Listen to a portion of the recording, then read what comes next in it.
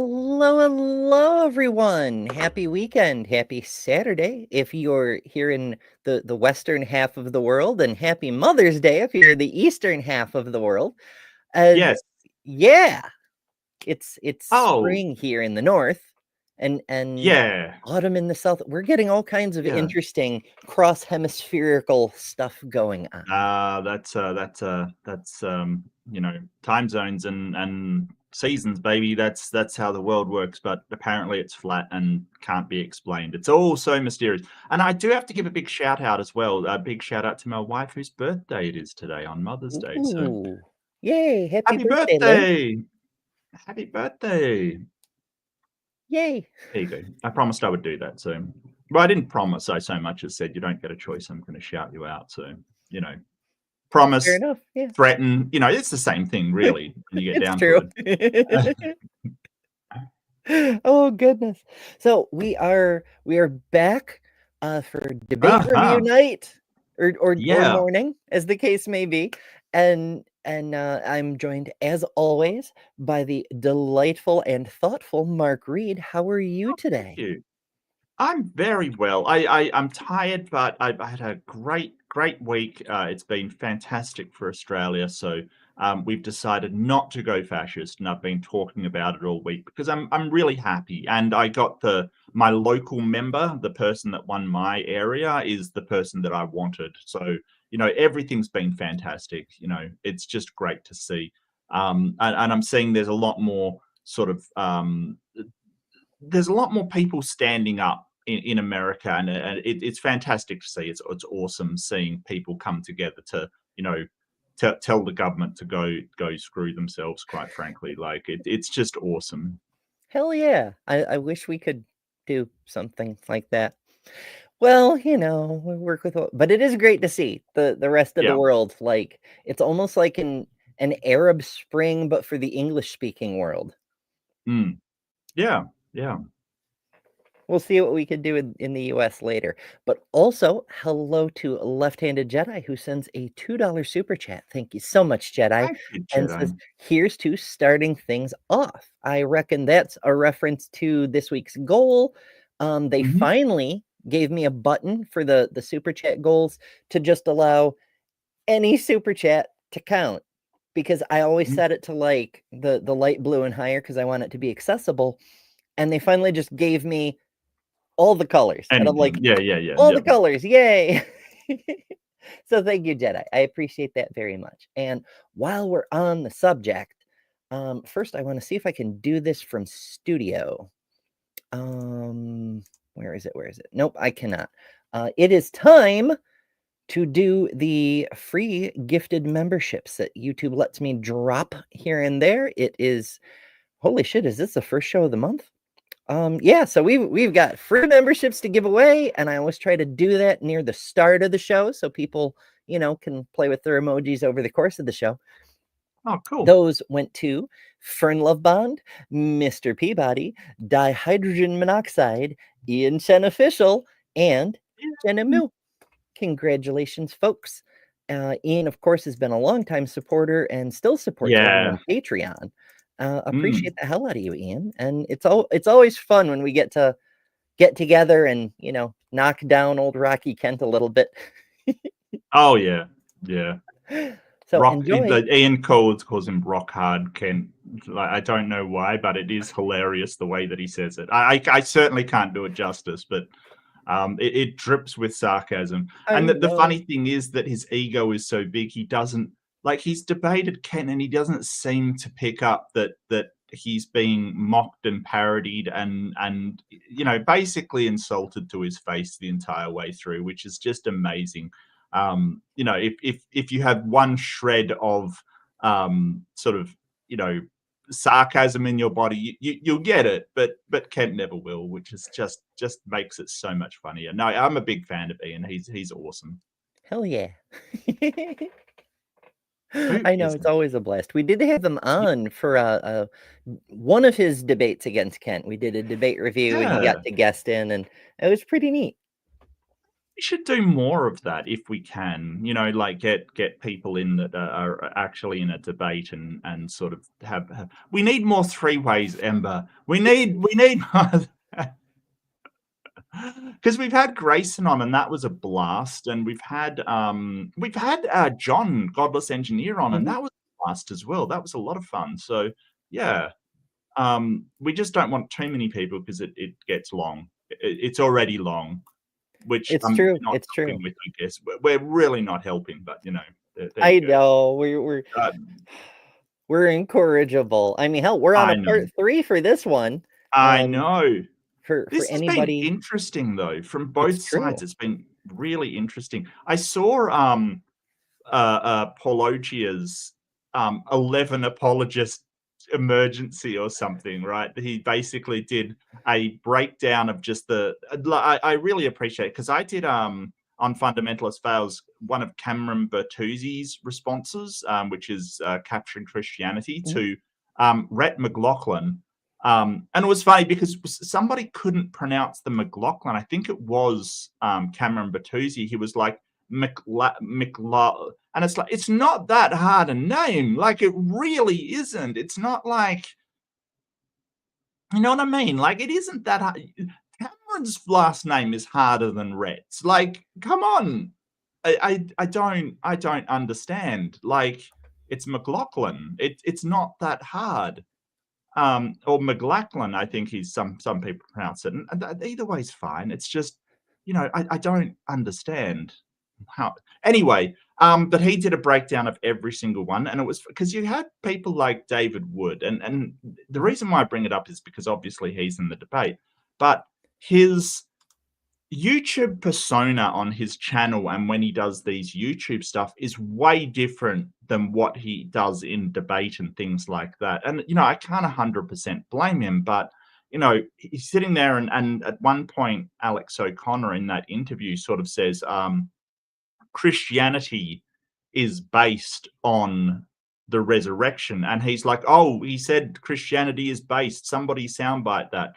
But it's like, yeah, I get that it's kind of funny, but at the same time, you're a doctor of philosophy, like, dude, seriously? All right, all right. It, I I mean, cherry picking, quote mining, it's quote part mining, of the yeah, yeah, job. So, you know. yeah.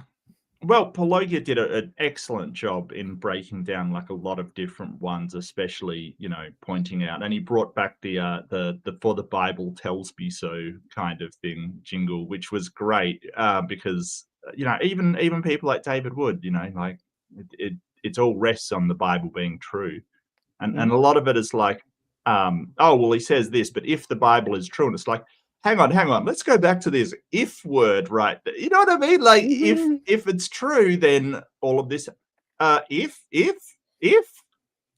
we're basing this on an if. 2,000 years and it's still an if. Uh-huh. Oh yeah, yeah, big if apparently. The biggest. Mm. Yeah, and sort of so, yeah, and I mean, Alex O'Connor is fantastic. What did you think of the debate so far between Alex and David? There's a lot to talk about, obviously, since we're on a Mm, part 3, but yeah, I'm as we mentioned closing last time's show, Alex has made some strong points based on yeah, what was actually said in the texts, yes, and David really has only talked around the point. He keeps saying what yep, other people said when the topic of this debate is, did Jesus claim to be God? And David keeps talking about what the apostles said, or what other people mhm, said, or things they did that shows what they believed, and but nothing about what Jesus claimed. And yeah, it's it's not looking good for David, but we're about to go into the open discussion portion of the debate. yes, and that should be really good. That should be absolutely fantastic. Well, what I've noticed is that, and I was sort of thinking about this just the other day, that it's kind of like, I think Alex has got a much more structured kind of way that he's approaching this. He's building up that, hey, you had this person that was venerated, and sort of the idea that he was the son of God and then God sort of grew as the the Bible editions got later, kind of thing. So by the time you get to Luke and Matthew and things like that, he's suddenly this very godlike character, whereas before he kind of wasn't. Like he was just a person that did miracles and did all of these signs and things like that. So I think he's made a really structured case of this idea that he was God. It kind of was metaphorical that everybody is God, kind of thing. It was more a metaphorical thing than an actual claim of godhood early on, and then later it kind of sprung from that and the way that the early church fathers looked at it.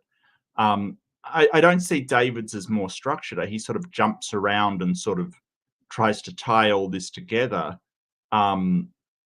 Sort of, I think his argument rests entirely upon other people said he was God. They wouldn't just say that out of the blue. He must have claimed that he was God. That seems to be his argument.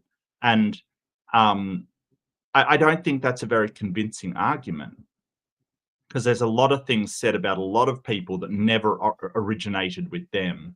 That people thought that Jesus was an alien. People thought that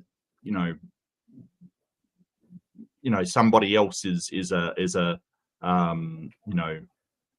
secret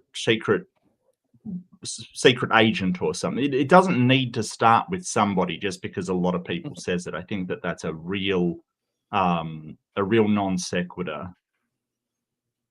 Yeah, I've heard a lot of interesting. I mean, hell, we've all heard a lot of interesting theories about a lot of people. Elvis was an alien.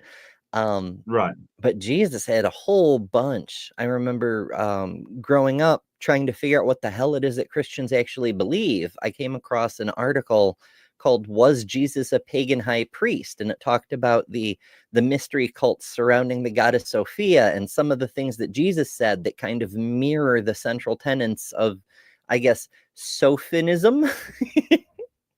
Sophism? That is not the right word. Sophistry? That is not the right word. Yeah, I get you. It's a fun idea, but like the point is that a lot of people said a lot of shit about what he might be, and right.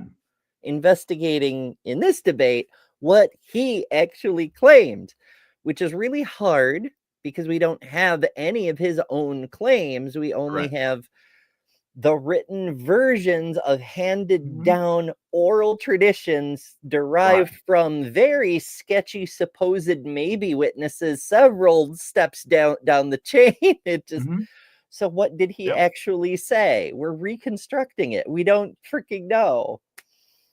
Yeah, I mean, it would be, any God that wants to convince people that Jesus was a God would, at least take a slight effort to preserve some written document by the guy themselves saying, hey, this is what I am and this is what I need you to do. Like, that would be helpful as far as sort of, getting it from the horse's mouth, as it were. This sort of, the way that it's been done is, either God's too lazy or not powerful enough to keep an actual written document intact and stop his own church from sort of putting interpolation in it, putting stuff in it. It seems ridiculous that this God would just go, oh yeah, this is the most important book of all time, but I'll just let the church that worships me screw with it as much as it wants. That's fine. That won't cause any problems. That won't cause any problems down the line, while the Pentecostals are getting bitten by snakes because the church added a passage to Mark. What could possibly go wrong? What could possibly go wrong? Yeah, exactly. It just seems ridiculous that an all-powerful, all-knowing, all-present God would rely on this scripture. It seems ridiculous. It really does. It's pretty bad. And as a reminder, to our theistic friends, there is actually a God present in our chat. It should be that easy to demonstrate your God. You should be able to just show it. Yeah, We can. there's Deviant What's Outcast your is a deal? goddess. Absolutely. Oh my goodness. And Deviant, thank you. Deviant says, I absolutely love the new flower hat. Lilacs. I couldn't find a lilac flower cut. Like, you know, I have my flower wreaths that go around my hats.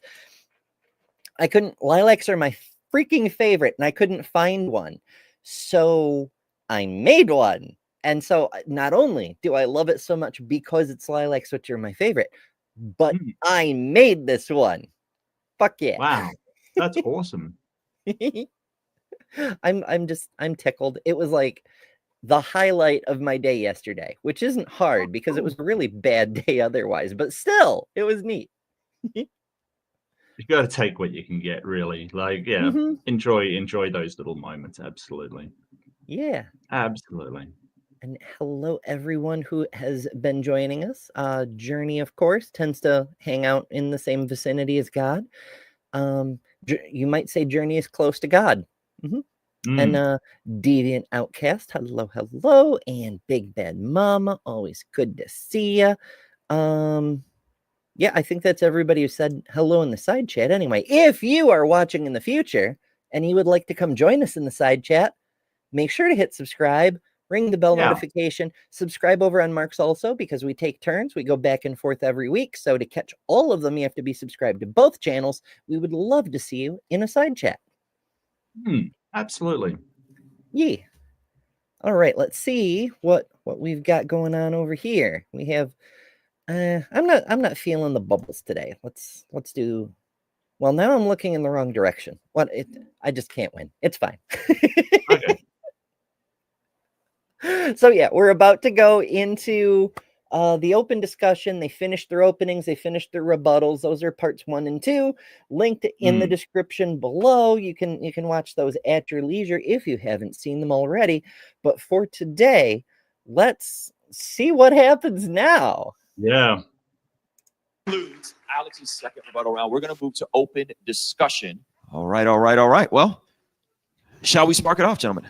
Whatever you like. Let's do it. Open dialogue. Who would like to take the lead? Well, I have some questions, perhaps, to ask David about his position on Jesus's relationship to the Father, with particular regards to the authority that he derived from the Father. So, one question, for example. Why do you think that Jesus prays before raising Lazarus from the dead? The Old Testament says that God is the God of all flesh. If a divine being were to become incarnate, as is claimed of Jesus, and that divine being really became a flesh and blood human being like Jesus, then if he's also had an eternal relationship with the Father, then I don't know if I'd expect him to be an atheist when he entered into creation. So in other words, if the Christian picture is correct. Well, it's weird because prayer sort of denotes him, giving authority to somebody, like, asking somebody for something. I mean, I suppose that's not true. I guess you could pray and thank God for something or not, but sort of a prayer sort of suggests to me a beseeching. Maybe that's not what it's referring to. I'm not a biblical scholar, but yeah, it's odd. Yeah, Are you finding it odd that he's using ifs as well? Like, aren't you a Christian? Don't you believe this happened? Like, I know the ifs are kind of jumping out at us today, but yeah, it's most peculiar. But you know what else is most peculiar? Me and my smooth segues. My unfinished journey sends a super chat for 222. Thank you so much, Journey, and says, "Do God, my sock, and myself make a trinity?" Yes. The answer is yes. I mean, it's actually one of the more coherent trinities because we have 3 persons in one being. The Father, the Son, and the Holy Sock. Yeah, no, I got you. I got you. Yay. Holy shit, I love it. Correct. You've got Father and Son for all eternity. Son enters into creation. What's he going to be, an atheist? If he is going to, as part of it, is if he's going to be the ideal human or something like that. Yeah. And so The Son of Man, one might say. As far as what Jesus is going to do, you would continue the eternal relationship that you've had with the Father, and you would do that through prayer. So, What I mean to say is, could Jesus have risen Lazarus from the dead of his own accord, on his own authority? I suppose, yeah. Suppose. Because that whole authority has been given to him. It's been given to him by God, right? Which the way that I read that is that the Father has delegated the authority that is rightfully his to Jesus. And it's often said to me that Jesus raising people from the dead of his own authority is actually an indication of his divinity, because we have Old Testament passages of people raising people from the dead, like Elijah and Elisha. And the point is always made that, well, they pray before they rise from the dead. Jesus doesn't pray. But before he raises Lazarus in John chapter 11... I think a really good point, I think a really good point also is that, like when somebody says like, oh, how do I atone? Like Jesus tells them to go see a priest and seek forgiveness. And it's kind of like, why? You're right there and you're God, you know, like why? But, you know, seeing a priest to atone for your sins is sort of an Old Testament. It's a you know, Jewish tradition kind of thing. And he keeps in line with that. But it's weird that he's saying, hey, go see somebody subordinate to me in order to be forgiven. You know, like I can't do it here. Just go see some, you know, it's weird. It's very strange. It's very strange. Like, as one of my favorite parts to bring up, and maybe this is the same part, is that section in Matthew where he does the Sermon on the Mount, and then he heals a dude, and the dude is like, oh Lord, you've you know, restored me, and I would make a sacrifice unto you, and all this crap. And Jesus is like, no, you have to go see a priest and do it properly, because I'm not a priest. I can't receive those. Yeah. It's like, it is the same passage. Yeah. It's like, I suppose you could argue if you're the God, you're technically not the priest, but since the priest just facilitates the sacrifice going to God, then what are we doing? Yeah. And if your argument is, well, he didn't want to be accused of being God by the Sanhedrin, it's like, well, wasn't that his plan all along? Wasn't that the intention all along? Like, because that was the outcome, and you're saying that he knew that he would be sacrificed to absolve us of sins. Wasn't that the entire plan all along? I could just imagine, like, you know, Jesus dies, gets shoved in the cave, goes through the 3 days, respawns, comes back and visits the disciples, and they were like, Lord, what the fuck was that all about? And he goes, I meant that to happen. Yeah. I didn't fuck up at all. Trust me, guys. Yeah. I meant to do that. And says, Father, I thank you for having heard me. I know that you always hear me, but I've said this for the sake of the crowd standing here, so they may believe that you have sent me. And when he says this, he cries out with a loud voice, Lazarus, come out.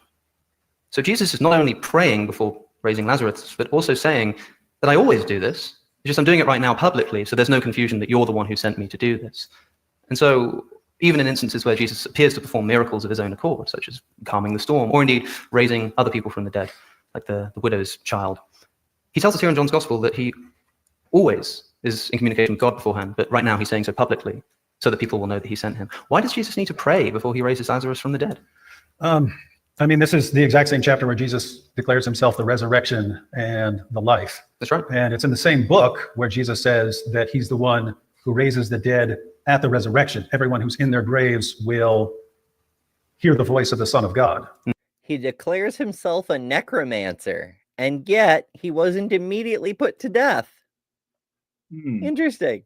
Well, I mean, so I think what Alex is getting at is that Jesus really, I mean, he's sort of saying he can raise the dead, but it's only by the power of the Father, of Yahweh, that he can do this kind of thing. I think he's really pointing it out. And David's sort of answer is, well, he's declaring himself the resurrection. It's like, yes, but that's only with the power of the Father. So if he doesn't need to, why is he saying this? It's a very good question. I think that David's a little stumped on it. It seems so. He's not handling it super well, because like even if we just grant David's argument, that Right. makes him the resurrectionist, not Right. the The God itself. reanimator, if you will. Yeah. Yeah, just say he is like the greatest prophet of Judeo-Christian tradition or that will ever be, right? It still doesn't make him a god.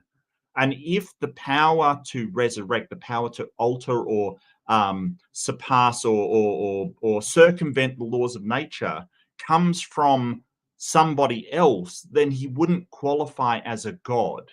Like a god would have their own power to circumvent or alter the laws of nature, i.e., resurrect people.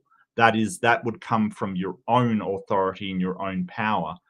In this case, he's basically saying very quite clearly that it's coming from my Father, and I'm just accessing that through my Father, basically. So, yeah, I mean, I can see what David's saying, that it could be interpreted to mean, hey, and I also have the power to resurrect people, but I don't, I don't see that as a very compelling argument, because that's a very loose interpretation of what he's saying. It's yeah, a bit of a license with that one. Yeah.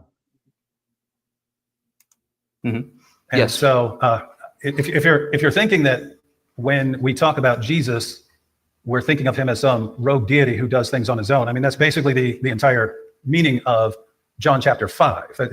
John chapter 5 is basically one response to this. Jesus heals on the Sabbath. And this freaks him out, because they say, hey, what are you doing? He says, well, the Father's working until now. I'm working too. Yeah. And so since the Father's working, I get to work. You all don't get to work. I get to work. And then they accuse him of claiming to be equal to God. And then he explains it. That it's a verse that Muslims use. He says, by my own self, I can do nothing. But if you look at what he's saying, it's I can do nothing separately from the Father. But that's the same chapter where he claims that he's the final judge, where he claims that he's the one who raises the dead at the resurrection. And he explains it and says, for the Father judges no one, but has given all judgment to the Son, that all may honor the Son, just as they honor the Father. The only way you'd honor the Son the same way you honor the Father is if they have the same nature and attributes. You wouldn't honor anyone else like you honor God. Interesting. Do you believe And so that? Jesus is saying that the reason he's the one who judges everything is so that we honor him the same way we honor the Father. That's He's weird. doing that That's thing again that he did in the previous parts, where Jesus will speak about some third person party, which may or may Right. not be Jesus, but it's clearly third person. Mhm. And David assumes he's talking about himself, Right. even though when he is talking about himself, he doesn't do it in the third person. Right. It's very strange. I think to steelman David's position, I think his sort of apologetic would be that the sort of flesh-bound Jesus and the potentiality of divinity Jesus, he will talk about the God Jesus in a third person, but I don't see why it follows that is the most that is the best reading of that passage. I think that would have to be that would be his sort of apologetic for it, I think. But I think that a clear reading would say, well, he's talking about somebody else when he's talking about the Son of Man and the son of the Father and things like that, because it's not it's not the question whether he the question is whether he claimed to be God. Even if he was talking hyperbolically about, well, the Son is like the divine Jesus and I'm not that at the moment, even that doesn't rise to claiming to be God. You're still sort of saying, hey, there's something else out there that is the God, right? Like you're still not claiming to be God at that point. So I think this doesn't work for him on a lot of levels. That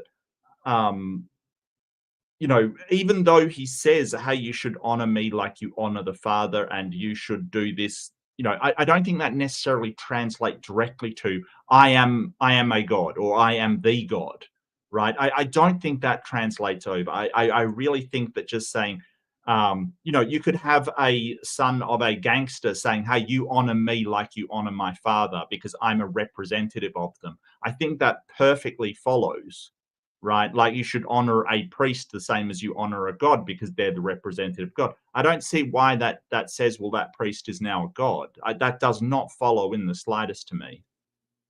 Right. Like we see it in modern Catholicism, since the Pope thing has brought all that into mind. Right. Like, people come and they see the Pope and they pay tribute and they kiss the ring and all the things. They're ostensibly not venerating the individual, they're venerating God, using the individual as a conduit or a symbol. Same sort of thing. No one, literally no one, would argue the Pope is now a god. Right. Yeah, it's kind of weird. So, yeah, I don't know. I just, it sort of is resting upon, in Jesus's day, that they have the same sort of attitude of, I mean, I don't know. I'm not a biblical scholar, but I don't think that it necessarily is saying honor me like you honor the Father is necessarily saying that I am God as well. I don't think that that's the case. I mean, I understand that David's position is you don't honor anyone the same as you honor God. I get that, but whether that is actually what he meant is another case entirely. Because I mean, what we've got to understand is this is not English translation as well. I mean, this is translated to English, right? So some of these words, like Alex was talking about in the first two parts, where he was saying that you know, people what was it, prostrata? It didn't mean to worship like a god. It just meant to offer sort of servitude to, like people would do it to kings and stuff like that. I don't remember the exact word in Greek. Yeah, I'm rusty on my Greek also. But yeah, you're not wrong. It's Yeah, so there was a word he was using that was like proscenium or something, or I can't remember the name of it, but it was a word that, like, David was taking it to mean worship as in you worship a god. But there's all these examples of people using that word to describe when a servant would prostrate themselves before a king or a great person, or their master, kind of thing. So it doesn't necessarily mean to worship. And I think the same is true here, that when you say honor me as you honor the Father, it doesn't necessarily mean the same thing as religiously worship me the same as you do the Father. I don't think so. And to me, it's weird. Where did this rogue deity come from? Like he said, hey, it's a rogue. Do you think it was a rogue deity running around? No, we don't think he was a deity at all. Like I don't understand how sort of having to pray to your Father in order to the God, in order to enact something, makes you a rogue deity. I don't. Yeah, that's at first I thought it don't was get just it. like a random red herring, but he may be actually trying to construct a straw man, see if Alex takes the bait in that direction or something. Maybe. Of like, you're all but confessing that Jesus was a god. You're just denying the connection between the Jesus God and the Father God. It's very strange. And yeah, Jester, same. I was thinking Prosecco. Prosecco. No, okay. I as I said it, I was thinking like prostate, and I'm like, no, that's really not. That's not what I'm talking about. Look, the thing is that so Alex is sort of saying, hey, why is he praying to the Father? I think you're right. I think he is strawmanning, saying, oh, you think he was a rogue deity that could just do things all by himself? Well, no, but if he is part of the Trinity, he shouldn't need God's authority to do any of this stuff. He should just be able to do it.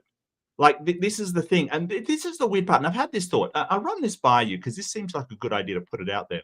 if you've got a Trinity and tri-omni God, right? Like you've got the tri-omni God, but Jesus is omniscient, omnipotent. Can something be omnipotent and not have power over something else in the universe? Is that possible? Because if you are all powerful, you should have power over everything in the universe. Yeah, technically. Technically, I don't know. It might not be a good argument, but I find it weird that Jesus is supposed to be all powerful, omnipotent. The Father's supposed to be omnipotent, and the Holy Spirit's also omnipotent. But doesn't it negate omnipotence if there's two other things that you don't have power over? Yeah, that's I don't know. I don't know.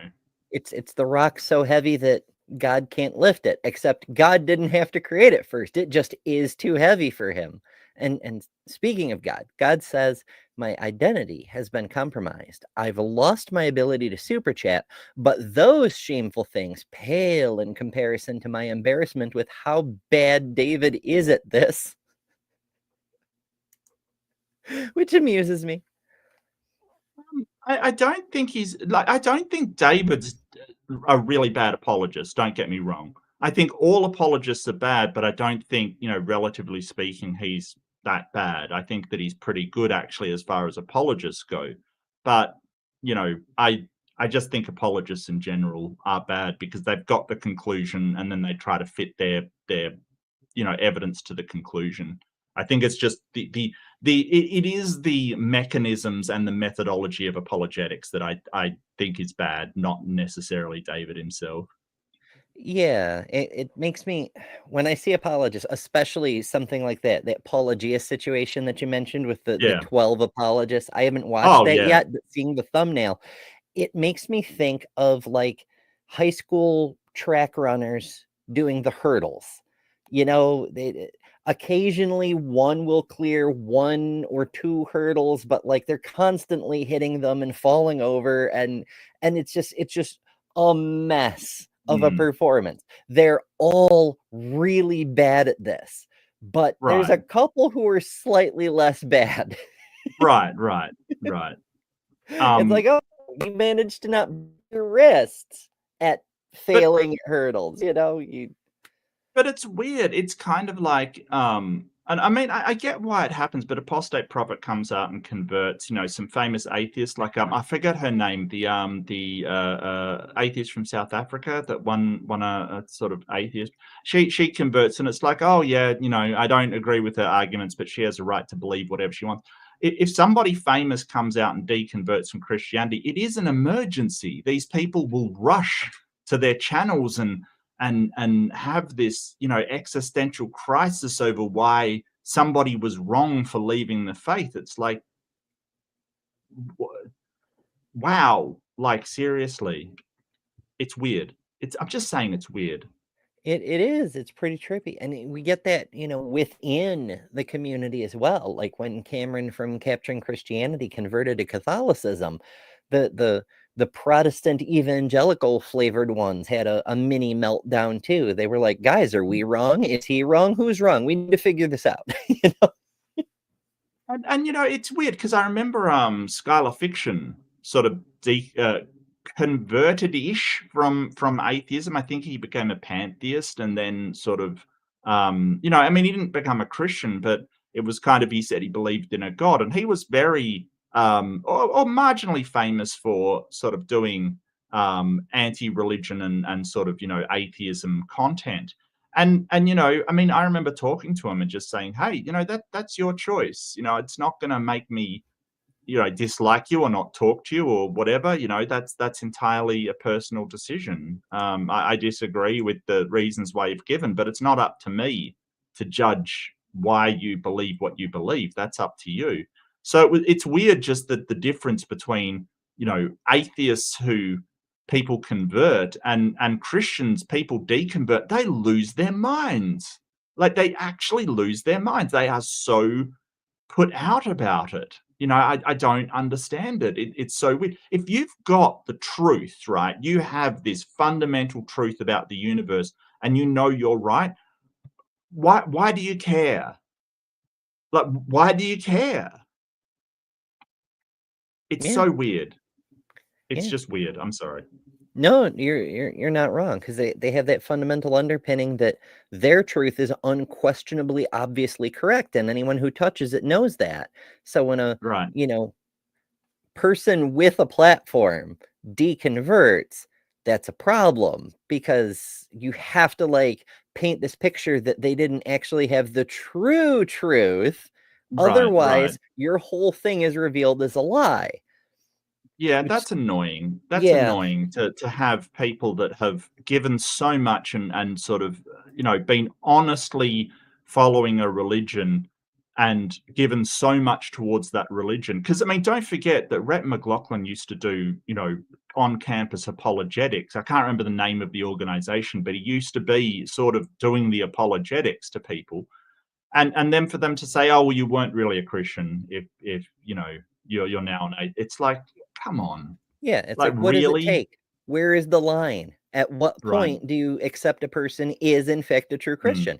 There isn't one, because that goalpost definitely mobile, or Right. it will immediately undermine the whole thing. Mm. I mean, look at Dan Barker, for instance. He was a Mhm. minister, did tons of work. Like, if he was, like, I think he said before, if I wasn't a Christian, then no one's a Christian. Because he was absolutely 100% on board and did tons of work in the name of the Lord. And he deconverted. And I think there is this, I think there is this fear of with some people that they're going to be, it's sort of a threat to ostracize people. It's a threat to say, hey, you leave, you're never gonna, kiss your family, your friends, all of this stuff goodbye. Anyway, I'm taking us on a tangent, so I apologize. Oh, that never Tangents in the chat. happens. Blame me. Yeah, absolutely. Absolutely. Do you believe that the Father has a distinct loving relationship to the Son compared to the loving relationship he has to all of us, say? Yep. Only because I've heard you make this point before, that he says that it's that word "as" is quite important, what you just said, so that he will honor, so that they will honor me just as they honor the Father. That word "just as" is kathos, which I mentioned earlier. That's also used when Jesus says, so they will know that you have loved me just as you have loved them. So if we're going to be consistent in our usage of the term here, if Jesus is saying like, that they will honor you that they'll honor me just as you honor the Father, then the loving relationship has to be treated in the same way, right?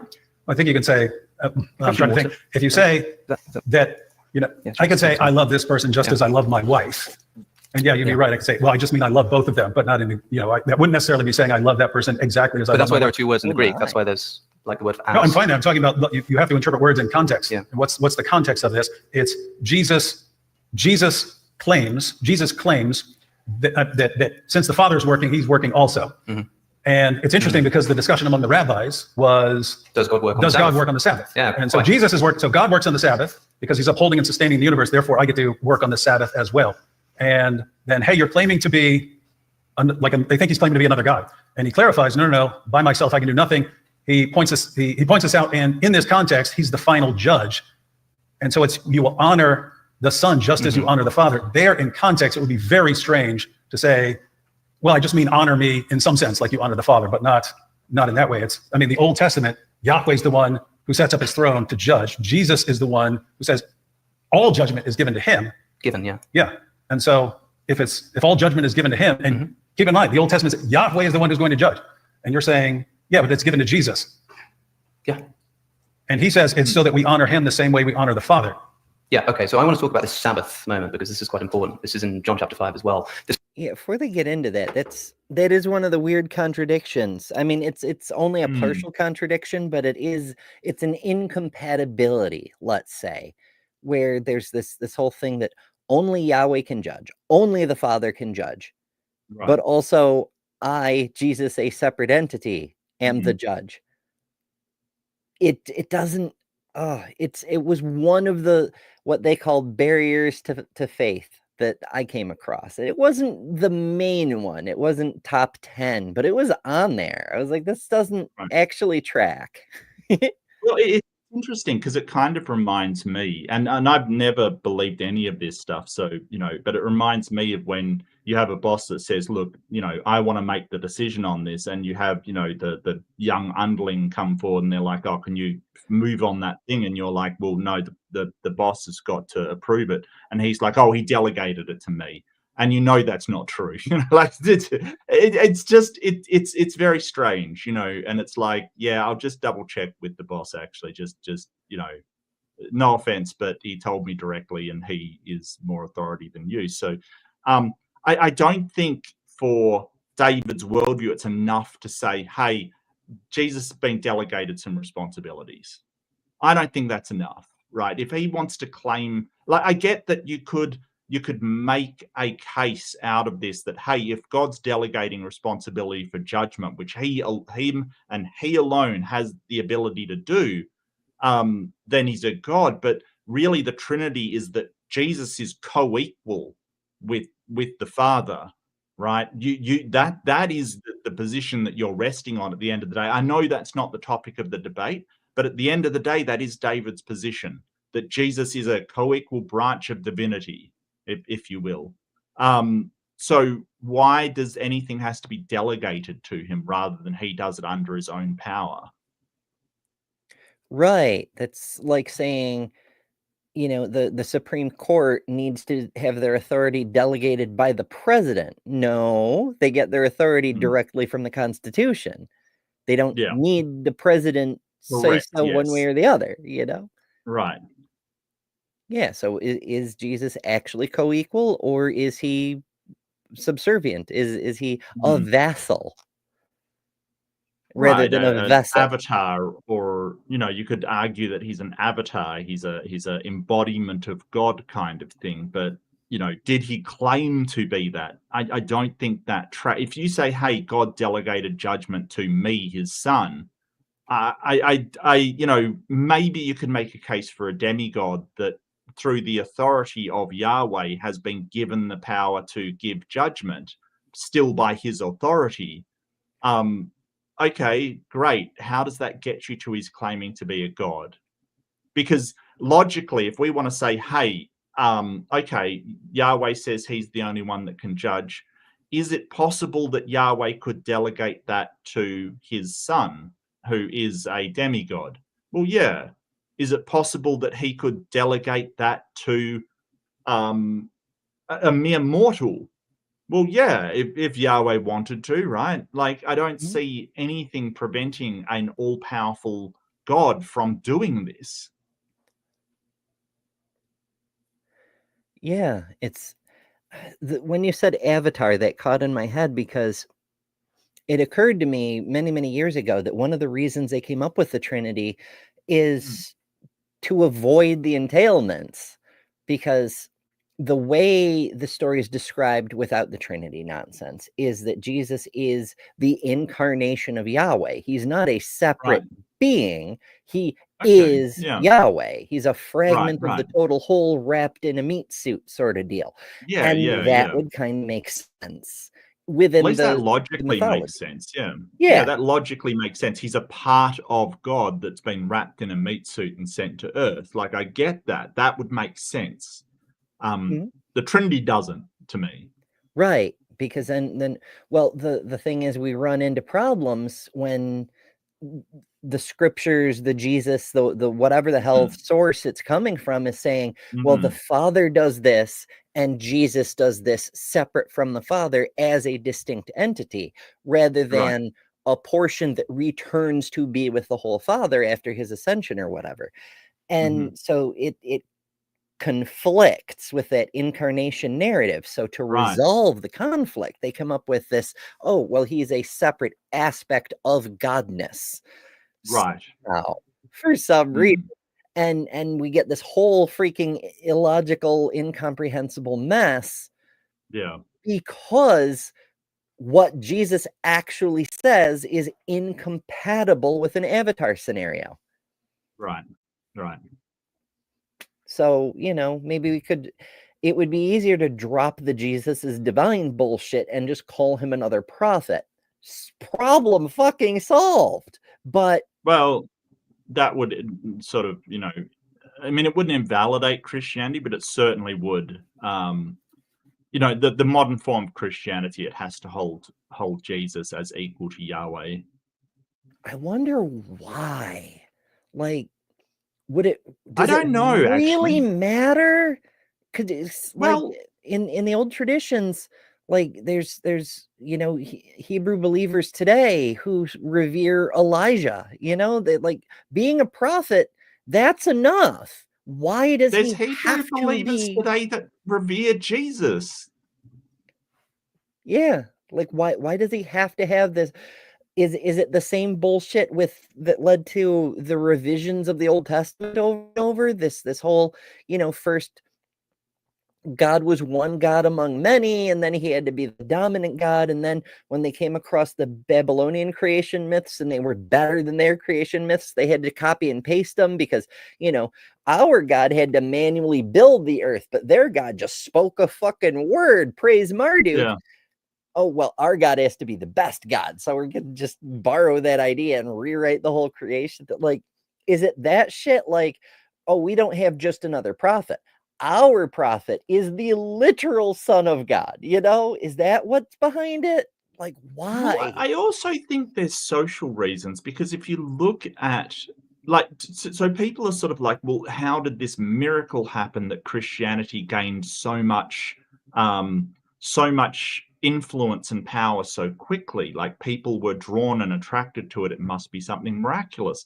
And I've pointed out before that if you have an idea that works better for your society, it doesn't need to be a miracle to gain traction, right? Like science, for instance, it gained a lot of traction, very fast. So if you've got this barbaric kind of, sort of Old Testament religion with the father being vengeful and spiteful and,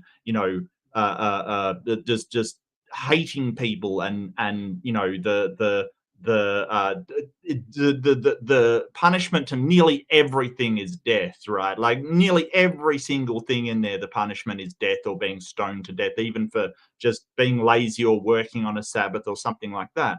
And someone comes along and sort of says, hey, treat people with gentleness and kindness and things like that, and wants to build community. It doesn't have to be a miracle for that to catch on. A better idea is a better idea, right? And it may be, as civilization built up, that these kind of old ways, they were kind of really brutal, and not really conducive to a society that works well together. So, I think that maybe there's also social reasons why the sort of religion of Jesus, being gentleness, humbleness, taking care of the poor and things like that, succeeds over stone everybody for any transgression they ever make kind of thing, right? Like, I think there might be social reasons why that's popular, because if you're forced to stone your child to death because they are, drinking and being lazy, you're probably not going to be a big fan of that religion. You're probably going to say, hey, that kind of sucks. And if there's somebody saying, hey, I'm a representative of this religion, but I say that you can forgive them and turn the other cheek and do all of these things where you don't have to stone your child to death, it might be pretty attractive to you. So I think part of the problem is, if they say, well, Jesus was just a prophet, there becomes the question of, does Jesus's word hold out and this new covenant stuff hold out?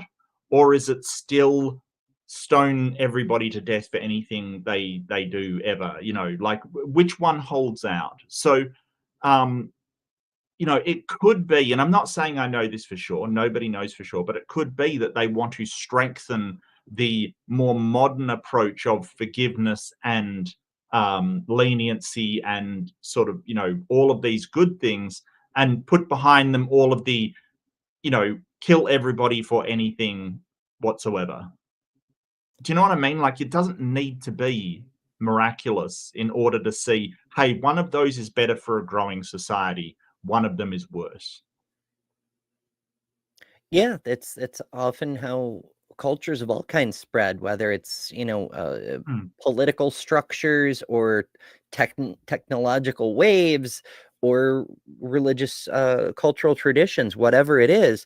If it's if there's a conflict where one is clearly advantageous to the society and the other isn't, the one that's better for the future of the society tends to win. Not always. Sometimes there's other forces in play where one thing is better for a group of people rather than the whole society. But yeah, I can kind of see that. Like, in order to gain the force necessary to overwhelm ancient traditions, they needed to go beyond what the ancient traditions allowed and said, well, this isn't just a prophet. He's actually God, and basically usurp the divine authority to make the forgiveness okay, because that's how fucking barbaric the old God was. Right. It's a theory, a hypothesis, if you will. Well, I mean, you know, it kind of like when people say, hey, why did it become so popular so fast? That is something that could be a factor. You know, it could be the proselytizing, it could be their conviction, it could be a lot of things that are just not miraculous. I mean, you might as well ask why Islam became popular so fast, because it did. It grew very fast. I mean, yeah, I mean, a lot of it had to do with burning down other cities that didn't capitulate to them, but you know, they didn't do proselytizing or anything. They more just sort of, you know, had attacks on people that were non-Muslim and stuff. There are other non-miraculous reasons why Islam grew so fast, because they had the I think the taqiyya and the jizyat. They had two different taxes for people, Muslims and non-Muslims, right? So there's a financial incentive to be Muslim, because then all you have to do is provide arms for the poor and things like that. Whereas the jizyat for non-Muslims was kind of, you know, they supported the Muslim empires like the Ottoman Empire and stuff. So there were a lot of very, very non-miraculous reasons why Islam took off real fast. Yeah, military might is a great motivator, but also there's that whole financial incentives, social incentives, cultural incentives, just the basic human drive to want to be on the winning side. When you see these armies sweeping across the world, yeah, it's tempting. It's tempting. Yeah, and I think that you know, when you look at, like, if you look at a social situation and go, well, if you apply the Old Testament, it works out very badly for large social groups. If your goat herd is, you know, wandering the plains, then it might be absolutely fine and, you know, a bit brutal, but it works. You know, when you become to cities and like you have a city of people, you know, the idea that you have to kill anybody that violates any of these tenets because you can't let this, you know, it really doesn't, it stops working. It really does. So I sort of see it as maybe Christianity was just a better idea than the Old Testament Judaism. And I can pretty well point at the things that were not working there. Yeah, it's fascinating how, you know, we often look at Christianity as representative of the evolution of religious ideas of time, but then we can also look at other traditions like Hinduism that is largely unchanged. And that's a great example of evolutionary stasis, where there are little changes, but the overall shape and function of the thing remains basically the same over thousands of years, because it already does what it needs to do, and that is foster the culture, make it possible for the people to live in relative peace and reproduce successfully. Yeah. It's fascinating. This whole episode sort of hinges on the idea that Jesus is working on the Sabbath. He says, my Father is working, so am I. So your interpretation of this is to say that, well, my Father in heaven, that is God, is working on the Sabbath, so am I, therefore I'm God. This story of Jesus working on the Sabbath is reported in multiple Gospels. In Mark's Gospel, when he's found working on the Sabbath, and the Pharisees say to him, this is Mark chapter 2, look, why are they doing that? It's that which is not lawful on the Sabbath. What does Jesus say in response? Have you not heard what David did? Have you not read what David did when he and his companions were hungry and in need of food? And they enter the house of God and take the food which is not lawful on the Sabbath. So Jesus justifies his breaking of the Sabbath by referring to another human being who also broke the Sabbath. He then tells us that This also makes me think of Hmm. modern day priests and pastors. You know, that was Yeah. another thing that caught my attention when I was little, and people were trying to tell me about Christianity. Oh, you can't work on Sunday because it's the holy day. I said, but the preacher dude is working. Yeah. Like, clearly some people can work. What Yeah. are the rules? Make it clear, because I'm a child and I want to understand. But Hmm. here's the pastor working on the holy day, not claiming to be the God. Right. And it's weird because there's also, like, even in Judaism, where they don't work on the Sabbath, which is the Saturday, there's all these exceptions for it. Like if there's an emergency, if there, which obviously you won't find in the text, that, hey, if there's an emergency and you're a nurse and there's an emergency outbreak of some kind of thing and you've got to go in because it's an emergency, then you're allowed to work on the Sabbath. It doesn't mention emergency workers or firefighters or, police officers or anything. It doesn't mention that, but they do have exceptions for that kind of thing, which is weird, right? Like that you have all these exceptions for things because that's what people need, but it doesn't say that. Yeah, absolute dogmatic rules. I mean, that's kind of what the Old Testament was. That's why so many people were getting stoned and shit, because there were no exceptions. And they're like, well, society works a little better when you have reasonable exceptions. Yeah. the Sabbath was made for mankind and not mankind for the Sabbath. A very simple quote. The Sabbath was made for man, not man for the Sabbath. Bearing in mind that although in the Greek given to Jesus when he uses the terms man, Is that by the squelching fact and that stuff? Son of Man without Is that roboting or is that me? Hang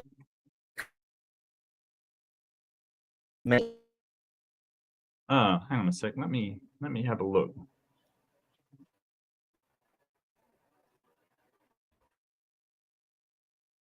Do do do do do do.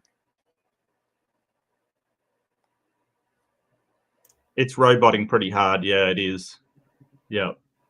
I just watched it on the playback, the live stream. It definitely is roboting hard, and I seem to be fine.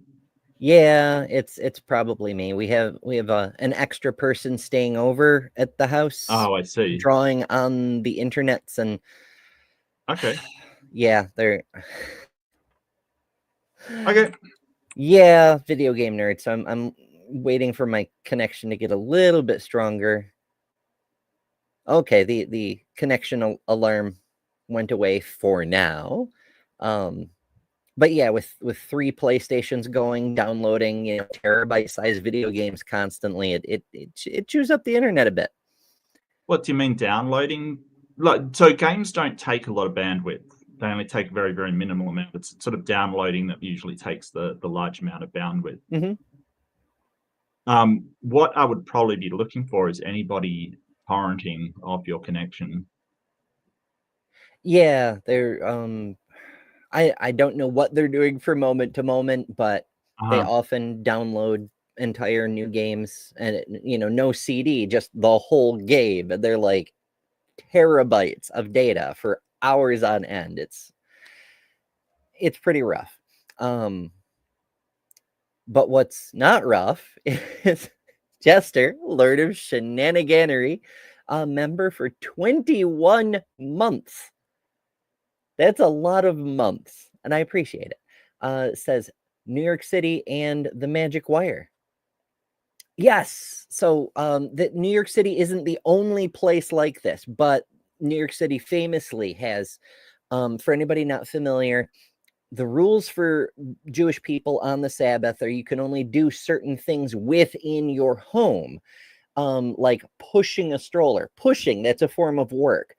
In order to be able to go outside on the Sabbath, if you have a child and you want to push a stroller, you have to have some kind of special arrangement to make the outside your home for the purposes of the magic spell. And so over the centuries, they've narrowed down what is required to qualify. And the current version of the rules are that there has to be a wire running around the area where you're allowed to behave outside as if you were in your own home.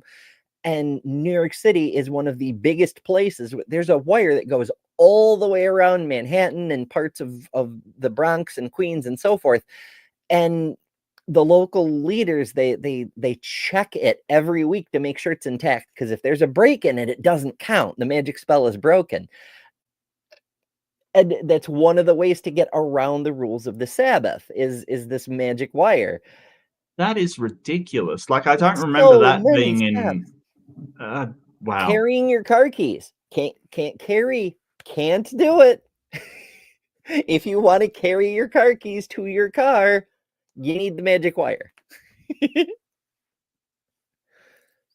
Okay. It drives me a little bit bonkers. I'm like, you At set up what all these point do elaborate we- rules. Yeah, and I then mean, you what- set up elaborate exceptions to the rules. Right. Like, just get rid of the rules that aren't helping you. But At what point are we just playing make-believe here? You know, like, at what point do we say, hey, this is just a kid's game, you know, where you're like, well, if you've got a hand on the thing, then you're not subject to the tagger kind of thing. What are we talking about? Jeez, fucking hell. It's just ridiculous. yeah, I mean, there are. I mean, first of all, that's one of the reasons there are so many Jewish lawyers, because Right. your daily life requires you to be a rules lawyer, you get more practice than the average bear. But Yeah.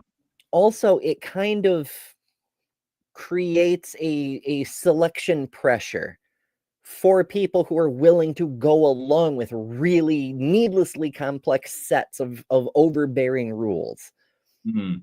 and find ways around them in order to survive and thrive and whatnot. And the people who can't do that eventually get ostracized and shoved out. They don't really do stoning, but you'll get a low-key shun if you can't stay within the bounds of the rules. Right. So, you know. Without the definite article is just a way of saying human being. So there are some scholars such as Morris Casey who believe that these son of man sayings have been corrupted, at least some of them, from originally saying a son of man, or the son of man in the sense of just meaning a human being. Now, why would that interpretation be correct here? Because Jesus says, firstly, when he's accused of breaking the Sabbath, he says, well, David did the same thing. Was David sinning? The implication is no, which means it can't just be God who breaks the Sabbath. He then says that the Sabbath was made for man, humans, not humans or man for the Sabbath. Therefore, he says, the word is therefore, the Son of Man is Lord of the Sabbath. If the Son of Man in some context just means a human being, that's how early church fathers interpreted it, for example. In fact, some of the early church fathers translated the Son of Man as the Son of Mary, because they thought it was Jesus indicating that he was the son of a human being and he was only born of Mary. Given that undertone for this phrase, the Son of Man, how else can I read this passage except Jesus saying, yeah, I'm working on the Sabbath, so did David, and that wasn't wrong. The Sabbath was made for mankind, therefore mankind is Lord of the Sabbath.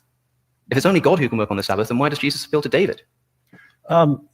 You're talking about two completely different passages. You're talking about this situation, and Jesus was talking to a Jewish guy in Israel, and he's not a Christian, but he said, hey, Jesus' way won. Jesus' way actually won.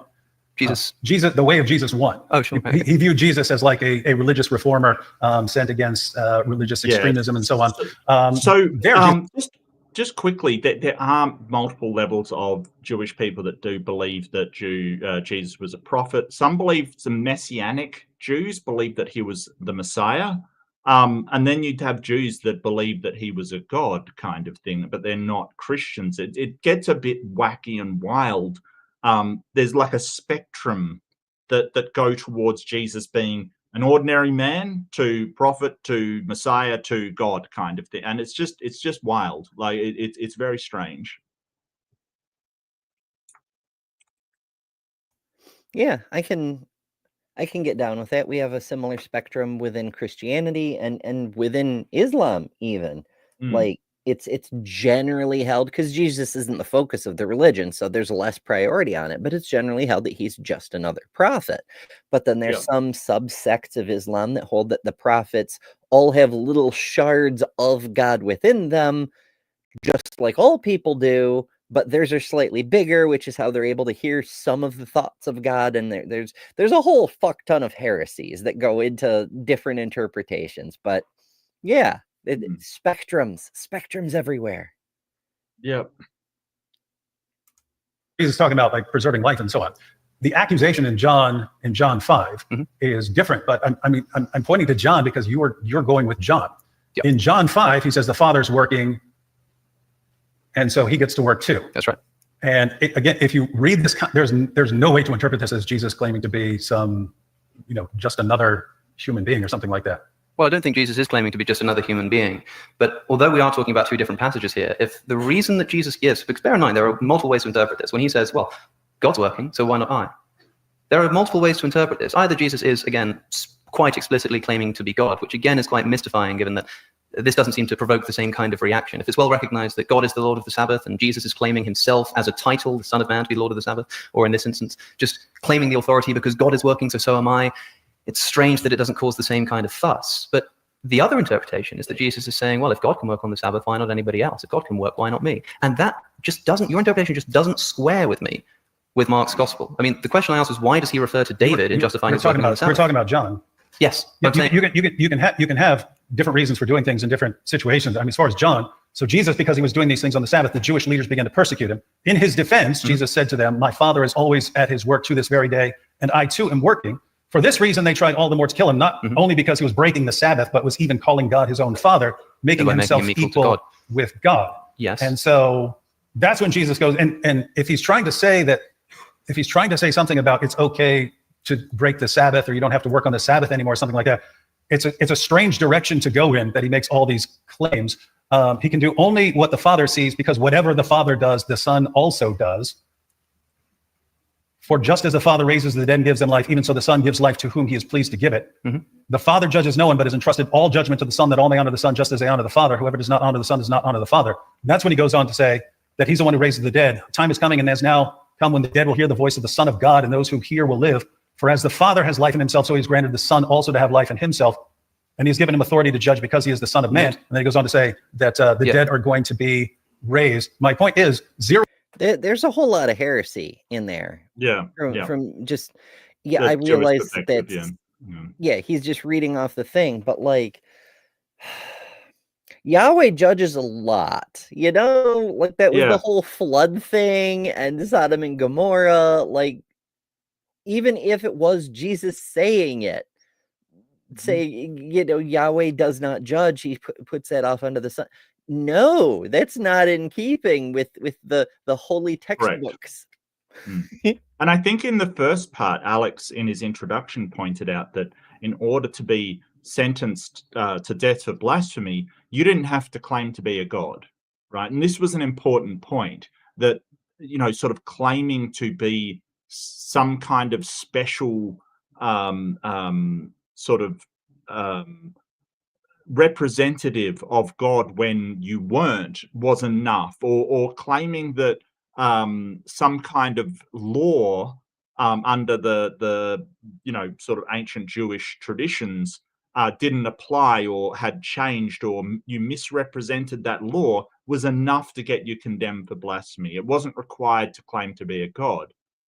So, I mean, Jesus is making a lot of claims here, but what's really telling is it's not outright that he's a god. He's just sort of claiming that as the Son of God, certain laws don't apply to him, that he's special in some way. Now, David wants to make the argument, well, if he's claiming to be special, then he's claiming to be God. But that doesn't follow, to me anyway, because, obviously David worked on the Sabbath. There were some things that didn't apply to him as sort of a king and special person of God.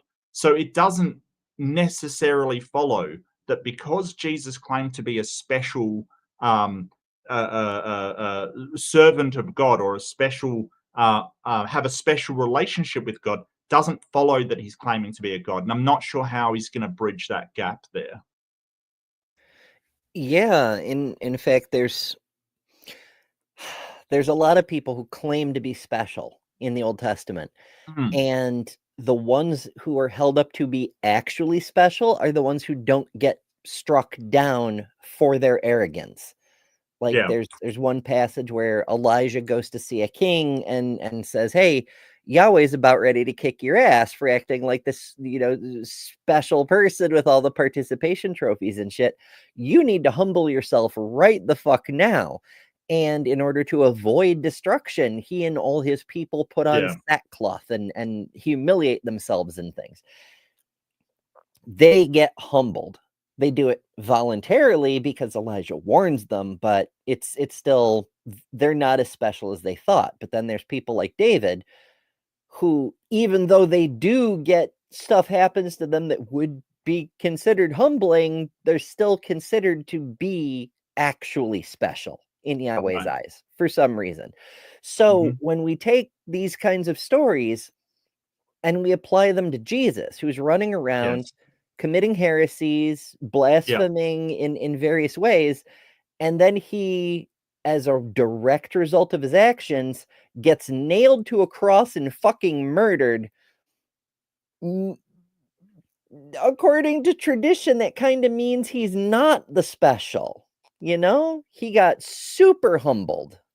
Well, he wasn't murdered because it was quite legal at the time. Well, that's true. Like the Romans could basically nail anyone to a cross that they really felt deserved to be nailed to a cross. But I get what you're saying, that it would have been a shock to his followers that thought he was a special envoy for him to be treated like any other blasphemer was treated and dealt with accordingly. Yes, it would have been a massive shock to them. Yeah. It's just an interesting. It's another way that the common perception of Jesus contradicts what the Old Testament sets as an expectation. Right. Zeroing in on one little point and saying, maybe this is just you're missing kind of the big picture. This is. I'm noticing the words granted and given or authority there. This idea that Jesus raises the dead is not exactly clear in John chapter 5. Like if we look at the words that we're actually dealing with here, the Father judges no one but has entrusted all judgment to the Son. Presumably the Father could judge if he wanted to. He's made a decision to entrust this to the Son, meaning that the Son doesn't have this power necessarily. If the Son has this power necessarily, it's not something that needs to be entrusted to him in the way that the Father then would not have it. He then says, very truly, I say to you, whoever hears my word and... it's the same thing as the Supreme Court. If the power comes from the president, then it's not coming from the Constitution. But if it does come from the Constitution, it doesn't need to be entrusted by the president. Correct. Yes. I felt like that needed to be hammered home. No, that's fair. Believes him who has sent me has eternal life. It goes on to say that the dead will hear the voice of the Son of God, and those who hear will live. Hear the voice of the Son of God. Yeah.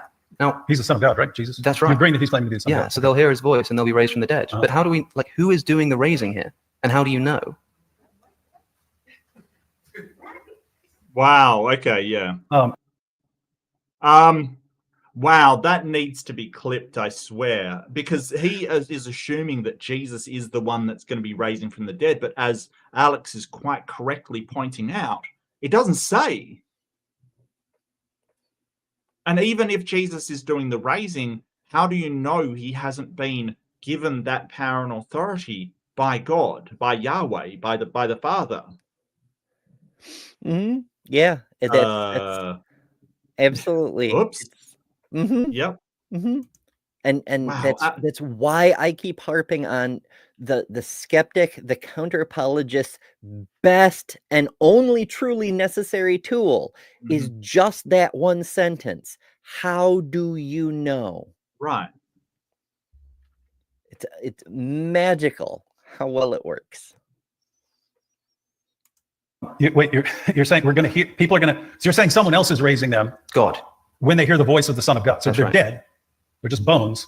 They hear the voice of the Son of God, and then someone else raises them. For as the Father has life in himself, so he has granted the Son to also have life in himself. Life in himself. Yes, any power that Jesus has here is given to him by the Father. Why is Jesus, if God, in need of being given this power by the Father? You have this is the exact same issue that you have in Daniel 7, where the Son of Man coming with the clouds of heaven approaches the Ancient of Days, and he is given authority, glory, and sovereign power. So it's why is he being given authority and glory and sovereign power? Yeah. But even before that, it's the Son of Man coming with the Coming on clouds of clouds, heaven. yeah. That's how he approaches.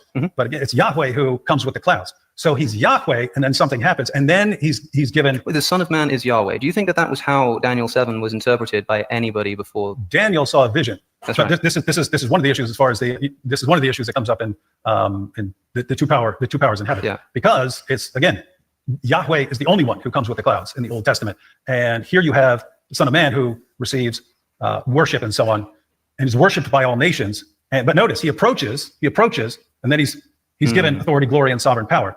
But if you line that up with the Creed in Philippians, if you line that up with John 1 and so on, you get kind of a big picture. And you can take like John 1:1. In the beginning was the Word was with God, the Word was God, and then the Word became flesh and dwelt among us. That's after all things are created through him. And you find the same thing in Philippians 2, early Christian creed. When it's in your relationships with one another, have the same mindset as Christ Jesus, who being in very nature God, did not consider equality with God something to be used to his own advantage. Rather, he made himself nothing, taking the very nature of a servant. So these are, you have someone who is in nature God over here, someone who is the Word, through whom all things are created, Yes. and then enters creation. And then lives as. There's a whole lot Yeah, of this is exhausting, the layers of assumption and things being connected.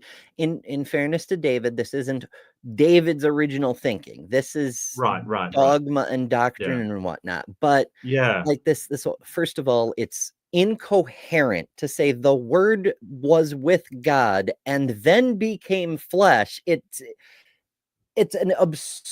It's not even absurd. It's, as Feynman would say, it's not even wrong. It's nonsensical.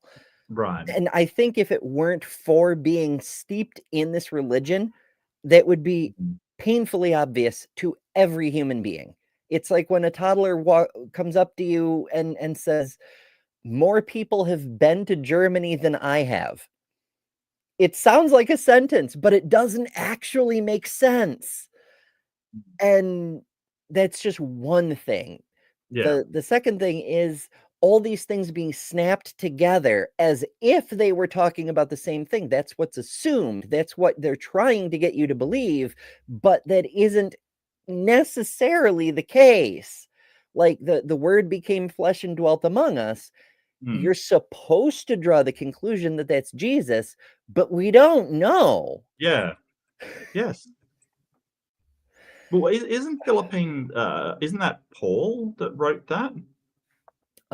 Shoot, what he said, what book it was, and that would tell us the author. I forget though. Philippians. Yeah, Philippians is it one of the yeah, real it's attributed Pauls or to one of the fake Apostle Pauls? Paul. Yeah, no, it is Paul. So Paul does a lot of this kind of stuff. He uses these sort of sentences that, I mean, they're kind of like, to me, they're deepities. They sound deep, but when you take them apart, what the hell do they actually mean?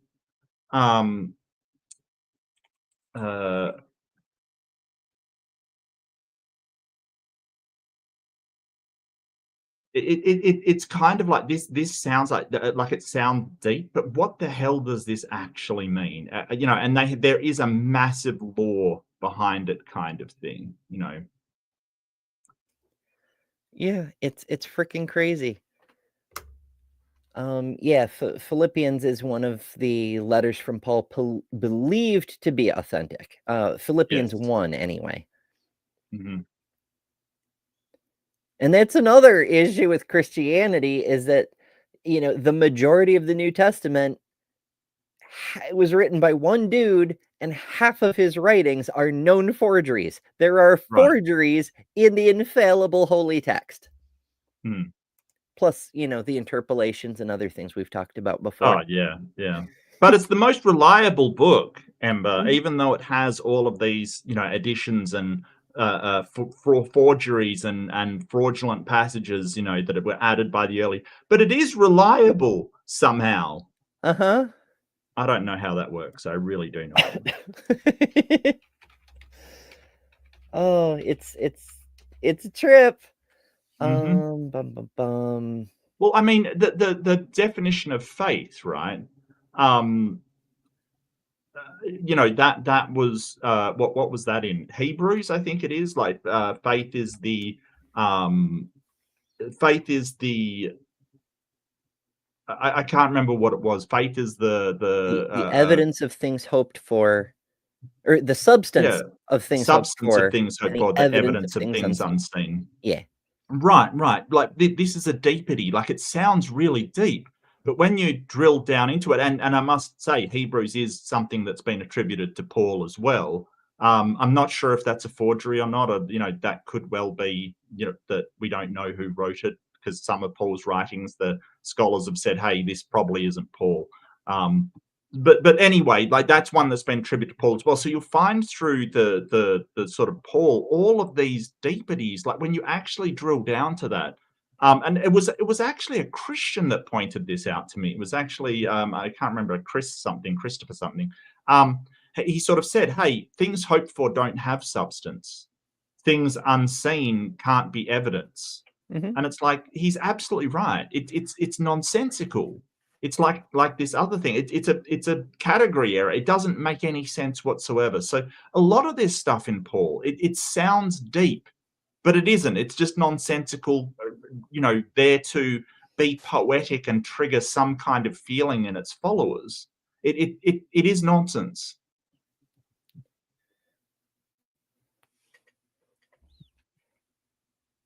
It just makes me think of the fact that this dude had a really powerful hallucination one day, or at least claimed to. Right. It shouldn't be surprising that some of the shit he wrote was total gibberish. Yeah. Yeah. I don't know. Yeah, no, Also, I feel like Paul was a few Christs short of a crucifix, to be honest with you. Like, really, I don't. at least one, yes. Yeah, at least one. Yeah, He was it was deficiently Christian Pike. indivisible. Yes, thank you, Deviant Outcast. It was Christian Pike. He sort of said, "Hey, that's a paradox. It doesn't make any sense." And I'm like, "You're right. It doesn't make any sense. So why are you pretending that it does?" Yeah. Why are you atheists not convinced? It's not I a don't matter of know. evidence. I don't know. It's like, my goodness, this is the worst freaking religion. I mean, yes, as far as outcomes, it's not the worst religion, but holy shit, it's for a group of people who love philosophy and logic and shit so intensely much, it's unforgivably bad. God Says, Not Even Wrong was Wolfgang Pauli. I know Pauli had a book by that effect, but it could well be that when Feynman made his famous quote about Not Even Wrong, that he was quoting someone else, possibly even Pauli.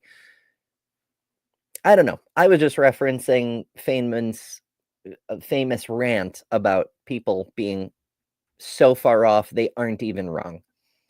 Yeah.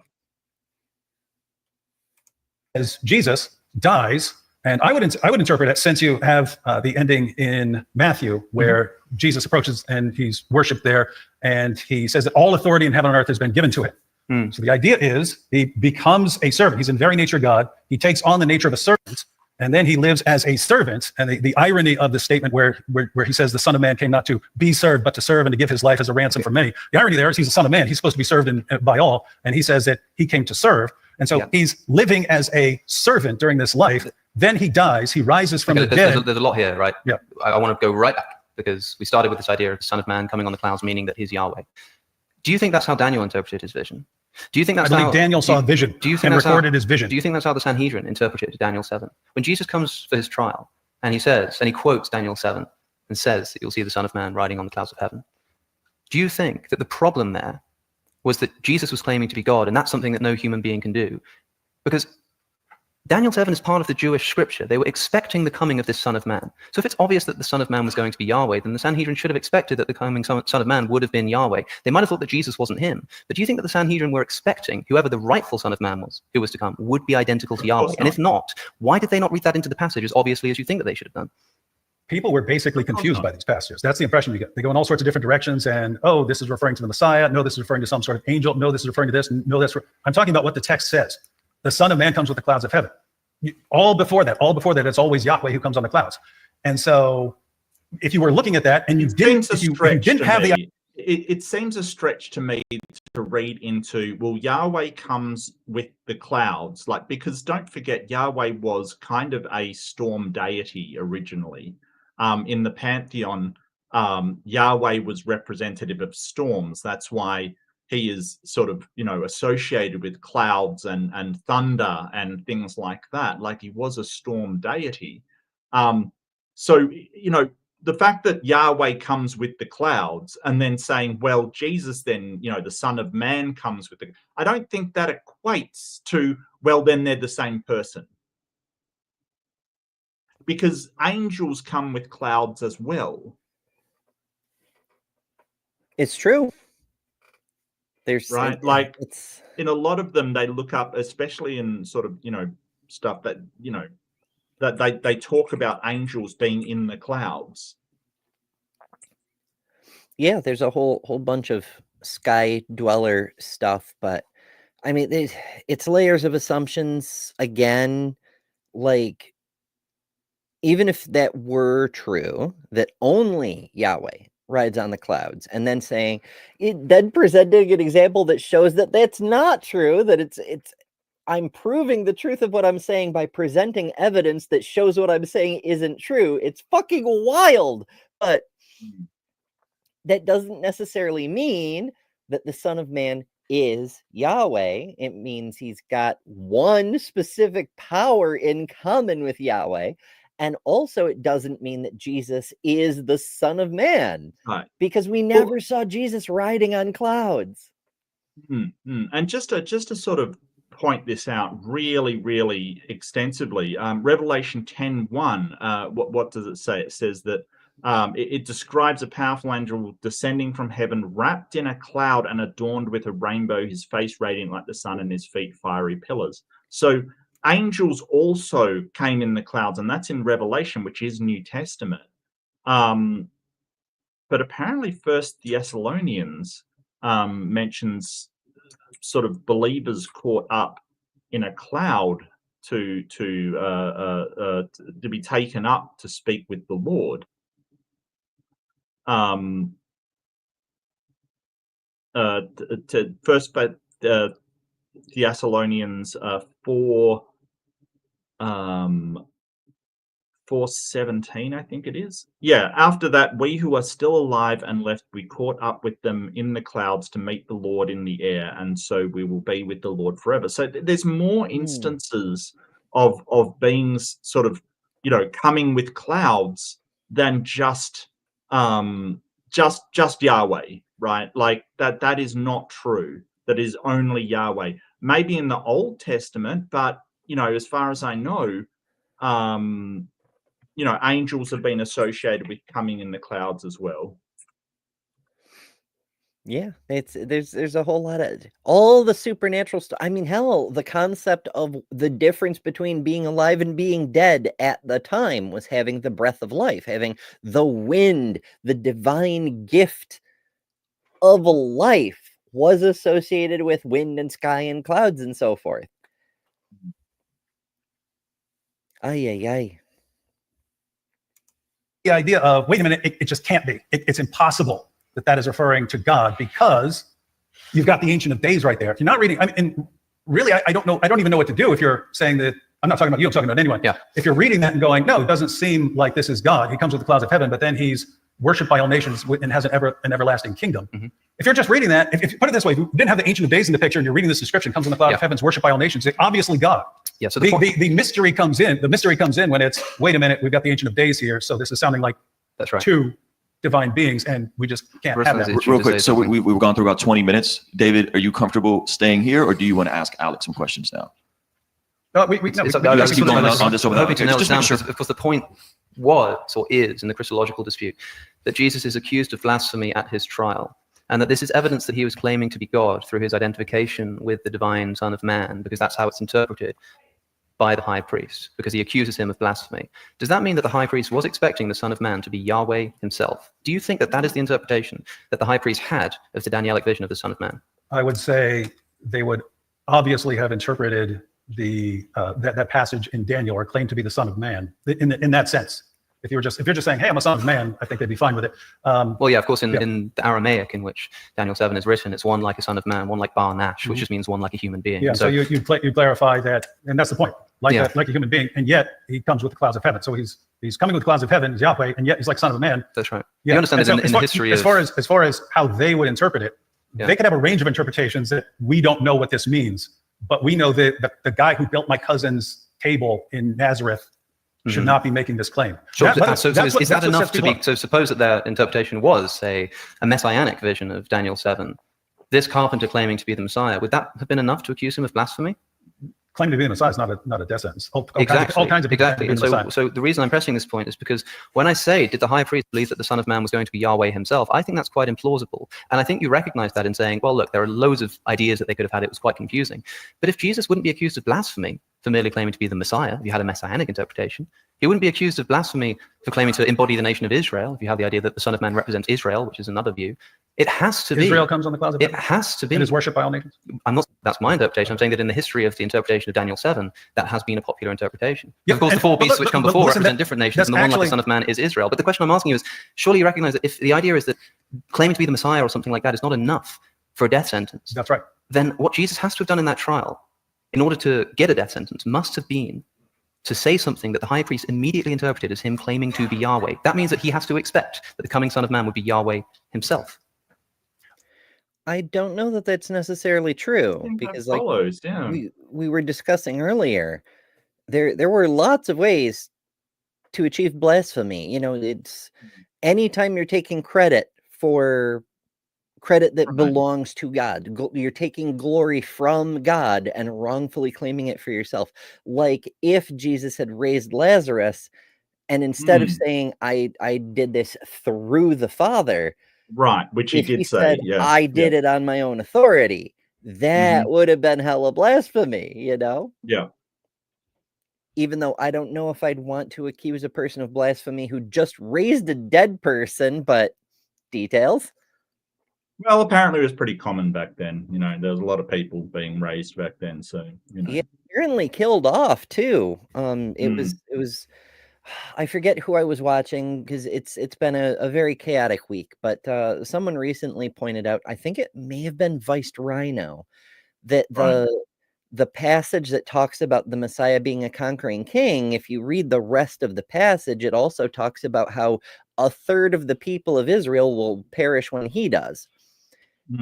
And, you know, we don't hear much about, you know, a third of Israel dying off the moment definitely not dies during the crucifixion. You know, it's definitely not. Yeah, that did not happen.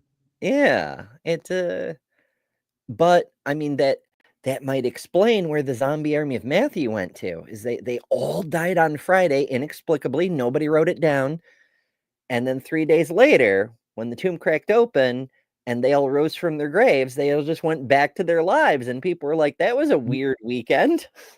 Yeah. And just no one talked about it ever again. And none of the historians at the time noticed this occurring for some reason. No, they were like, "What do you mean everybody died? Look, there, you know, there's Fred right over there. He's back at the bakery. What do you mean he died over the weekend? That's nonsense. I'm not writing that down." Why not? Why not? I'm what the high priest thought of Daniel's vision. One, you just made an awesome case for me, right?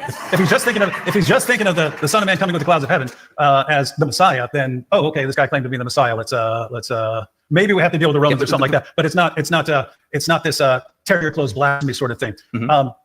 What you find in that passage, people struggle with that. Again, the reason is because it sounds like it's talking about Yahweh when the Ancient of Days is Yahweh. That's it. So you come up, you try to explain it in other ways. Could this be the Messiah? It just doesn't fit. Could this be the nation of Israel? It doesn't fit. There are all these interpretations, but it's clear if a guy says you will see the Son of Man coming with the right hand of power and coming with the clouds of heaven. Yeah, it doesn't seem like they were taking that to just be a claim to be the Messiah. That interpretation, and you're right that I'm bolstering the case here that Jesus must have been claiming to be Yahweh. What I'm saying is that if your position is correct, and that is the only thing that he could have been accused of blasphemy for, then you have to presuppose that the high priest had that interpretation of Daniel 7, which just seems so implausible to me. But that's what they thought Daniel 7 meant. So that's what they thought at that time that it meant, that this Son of Man, who they did expect to come, would be Yahweh himself. Is that what you think they thought? Because you have to for this to run. I don't have the records of the high priest. If he says this guy just claimed to be the Son of Man coming with the clouds of heaven, and again, this if you just read the passage, if you just read in Daniel 7, if you didn't have the Ancient of Days there, it would be indisputable it's talking about God. But you've got the Ancient of Days there. So what's the context of this? First century, they're dealing with this two powers in heaven issue, and they don't know how to deal with it. They're coming up with all sorts of explanations for what the second power is. So it doesn't matter what they were dealing with in the first century, like the early church was dealing with this confusing mess. It because whatever Jesus claimed was before that, right? So, you know, I find it weird that he's going to, well, you know, these things were said. How do they deal with this? How do they apologetic it away? It's sort of like, well, why are we going into this? Like, I get what Alex is saying. He's saying if David Wood is claiming that he was sentenced to blasphemy, to be claiming to be the Son of God that comes with the clouds of heaven, then a Son of Man, sorry, coming with the clouds of heaven, then the priest and the Sanhedrin basically would have to have believed that when someone refers to the Son of Man coming with the clouds of heaven, that they were referring to Yahweh. And it's pretty obvious that was not their interpretation of it. I get what he's saying, right? That the modern interpretation of Son of Man coming with the clouds of heaven is that means Yahweh, because we've studied and found that Yahweh came with the clouds. So we've basically said that's what he was talking about. But Alex is quite rightly pointing out, it doesn't matter what we think is the interpretation. What would have the priests who are sentencing to blasphemy, how would he have interpreted it? Right? How would he have seen that? Son of Man coming with the clouds of heaven. It's unlikely he would have thought that Jesus was claiming to be a God. Really unlikely. That it's more likely that he was claiming to be the Messiah.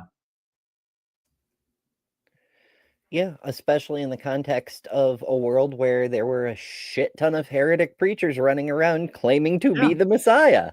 It's right. Positively banal at the time. Yeah. It reminds me of that Monty Python sketch where he's sort of like, you know, I'm not the Messiah. Oh, well, I say you are the Messiah, and I should know. I've followed a few. And it's just like, that is so good. That's out of Life of Brian, I think. And it's perfect because there were multiple people claiming to be the Messiah. And, you know, Jesus was just the one that won in the end, essentially. But this whole thing is just, you know, David saying, hey, this is how we interpret it, that the Son of Man coming with the clouds is Yahweh. And Alex is pointing out, it doesn't matter what your interpretation is. It matters what the people around him think. Because David, I think he's stuck in this sort of mental trench or this mental groove that says that the Bible was written for us today, when we don't think it was. You know, it was written and we can interpret it through the lens of today. But that's not what, you know, the question isn't whether Jesus was was God and how we interpret it today. It's whether Jesus claimed to be God to the people around them. And Alex is quite rightly pointing out that would not, like, it would not be seen by them as a claim to be God, as a claim to be Yahweh.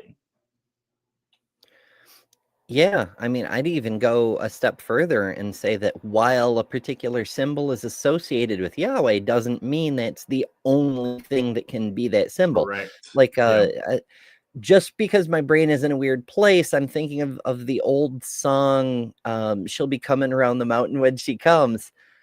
Just because she will be coming around the mountain when she comes doesn't mean that every person you see come around the mountain is the eponymous she. Like, other people can do that too. Yeah. And I mean, and like I pointed out, there's other passages, Revelations and First Thessalonians, that do say that there are other things that are wrapped in clouds or come with clouds associated with them. So that is patently, that absolutely blows it out of the water, because you have to say that necessarily if clouds are mentioned, it has to be God. But angels aren't gods. And clearly in Revelations, it says that an angel came wrapped in clouds. Yeah. Oh, I wonder. I'm just having a random thought about being wrapped in clouds. I'm like, I have that Starry Night dress. Does that count? There's not really clouds on it, though. It's more stars. Oh, the Messiah can come wrapped in clouds. I'll come wrapped in stars. We'll do a sword fight. We'll see who wins. It'll be fun. Sure. Why not? Yeah. Why not? When does the And then Jesus claims to be one of them. when does the two powers in heaven idea, heresy, if you want to call it that, now, like when does that begin to emerge? BC. What evidence do you have of the popularity of the two powers in heaven idea in Second Temple Judaism? Well, I mean, the main discussion that's used, like in Siegel's book, Yeah. is the later rabbinic commentaries. But so you have, Yeah, in like the late 1st and 2nd century, right? yeah, that's when they're talking about That's when it actually becomes like it's a big deal. Yeah, that's when Jewish orthodoxy is forming. So in other words, it's a relatively fringe position beforehand. No, it was fairly popular. What's your evidence for that? As far as I understand, it's a relatively fringe position. You can so you have you have all these issues that are in the Old Testament, but then you have the Targums. You have the Targums that are Wow. they're putting Old Testament passages into Aramaic and so on, and they start giving some interesting translations of some of these passages and so on, and treating. There's a lot of other issues, like even with the name and with the word, and that's why Boyarin says the ideas are already there, because you have passages where they're interpreting the word, where they're interpreting the word of God as a personal agent and so on. So the idea is that it's a strong parallel between that and John's gospel. James McGrath on the two powers. The evidence today thus far gives no support for dating the origins of the controversy even to the 2nd century. It is of course possible that the controversy did arise in the 2nd century, but it has not yet had sufficient impact to leave any clear or explicit trace in the traditions and literature from that period. When you have the rabbis forming Jewish orthodoxy, they're clearly responding to the issue of the two powers in heaven. Yeah, when's that happening? Yeah, that's later, but they're talking about things that happened earlier. But because remember, what we're talking about here is the idea. Okay. So David is basically going to these passages in the Old Testament saying, hey, they are indicative of the two powers in heaven, this doctrine that they were arguing over later on in 1st and 2nd. But sort of there isn't any evidence to say that in the Old Testament they were actually referring to the controversy that came later. He's kind of giving apologetics as to try and push back how long this was a mainstream idea. But it doesn't, like, he doesn't actually have any evidence that that's the case. He will just point to things like the name and God being sort of treated almost separately and say, hey, that is the interpretation of that. There's nothing to suggest that besides David's own personal inclination to do so. There's no actual scholarship research saying, hey, this was actually a contentious thing back then, because no one was writing about it. We don't have anything to say, hey, this was actually happening back then. So we look at when these problems started to arise was late 1st century, which is, 100 years after Christ was born. At best. Yeah. It's interesting how Alex is directing David down rabbit trails, because we're 3 layers deep into supposition here. Did Jesus claim to be God? Well, maybe, depending on how the Sanhedrin took this certain claim, etc. Well, what does that mean? Well, was he the Messiah or was he Yahweh? Well, what does that mean? And now we're on the two powers in heaven, which, as Nitty correctly pointed out in an earlier part, is a heresy, but details. Right, exactly. And it's kind of like, well, David is almost saying, hey, the two powers began BC it was mainstream in the BC, mostly because it supports his argument, not for any other reason. It's true because it has to be true, because it's Right. catastrophic to my case otherwise. Correct, yes, because it has to be interpreted in the way of, oh, well, I'm also God, two powers in heaven, in order for my argument to work. So Alex pointing out that mainstream scholars are saying, hey, it was something that arose in the late 1st century AD to the 2nd century AD. It could have been, 150, 200 years later.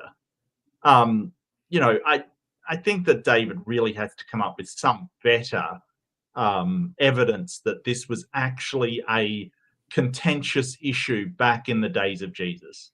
And I don't think he has it. I think he's just sort of arguing, well, it's not impossible, therefore it's, something that we should consider. Oh, I love the it's not impossible. Since it's not Yeah. impossible, then on some possible world, it's the truth. And if it's true Right, on right, one right. possible world, and this is a possible world we live on, then it's possibly that it's possibly true in the possible world, possibly being the real possible world. Possibly. Yeah, possibly. High priest would have had at Jesus' trial. If the 2,000 heaven idea is something that only emerges in the late 1st and 2nd century. No, that's when it's being labeled a heresy. That's when they're declaring it a heresy, and they're setting out to But what I'm refute it. asking is why is it that if this is already a controversy that has emerged and is extant to the extent that the high priest believes it, then why is it leaving no trace in our traditions and literature from that period? Why in other words, does it seem... What traditions do you have? Why From, what commentaries are you talking about from the 1st century? Well, that's a silence thing, because I don't have commentary. What commentaries do I have that don't mention it? That's a bit of a broad question. I'm asking what commentaries you have that do. If the rabbis are talking about these earlier controversies and they're dealing with, because you have the Christians went one way with it, you have the Gnostics, it became an issue for the Gnostics because the Gnostics interpreted, they believed in the 2 powers in heaven, and they said they're basically in conflict. The 2 powers are in conflict. And so the Gnostics ran with that. And then you had Jewish mystics who were running with the issue. You think the Gnostics believed in the 2 powers in heaven heresy as you've described it? They believed in the 2 powers. Because as far I really actually don't know. They went in a completely different direction. So the Christian direction was Father and Son. You've got Father and Son. You've got Son of Man coming with the clouds and Ancient of Days. You've got God and the Word of God. You've got Paul calling the Father God and calling Jesus Lord and so on.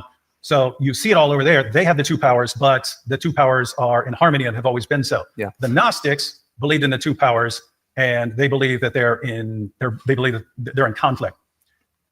And so anyway, the point is, okay, look, I really don't know here, but I think that this hinges on the evidence that the 2 powers in heaven idea is a popular enough controversy in the time of Jesus's lifetime that the high priest is saying something, because you mentioned the Gnostics. The Gnostics arose in late 1st century AD, like when we're talking about that. That's the thing.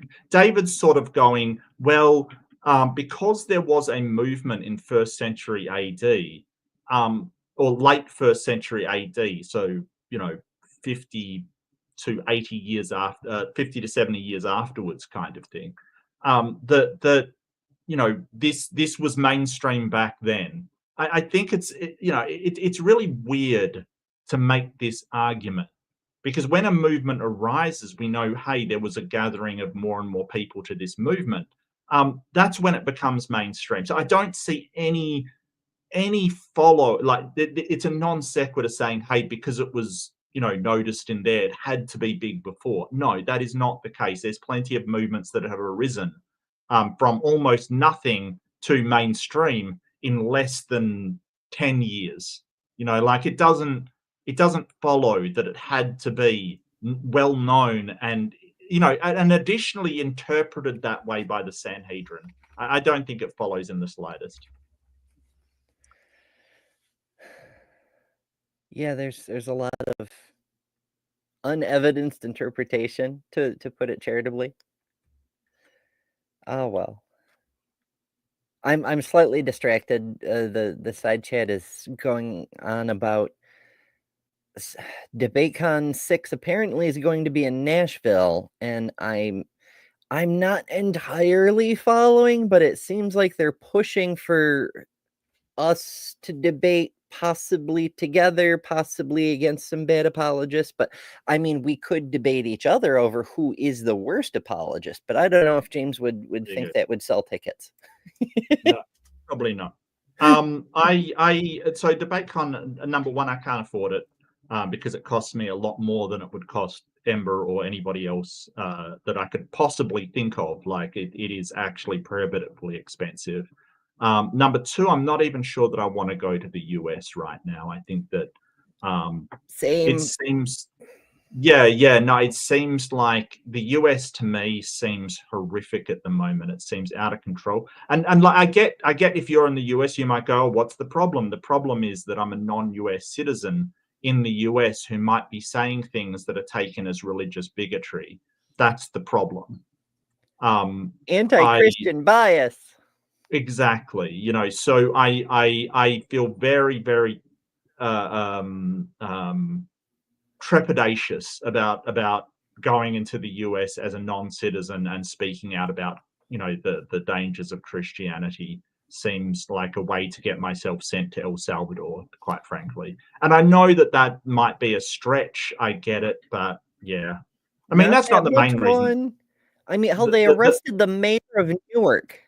Like, we're arresting judges and mayors now. Like, it isn't even just, oh, you're from another country. No, it's fucking American. Right. Holy shit. Well, the guy's arrested and detained and a Canadian for like days on end while she was leaving. Not as she was coming in, when she was leaving, because apparently she had done some work or something in exchange for you know, a place to sleep kind of thing. Like she just, you know, took care of a house, and they said that she was working, and it's like, yeah, taking care of it, like home sitting is not work. You know, you're just taking care of a place in exchange for staying there. Like, seriously, are we classifying that as work?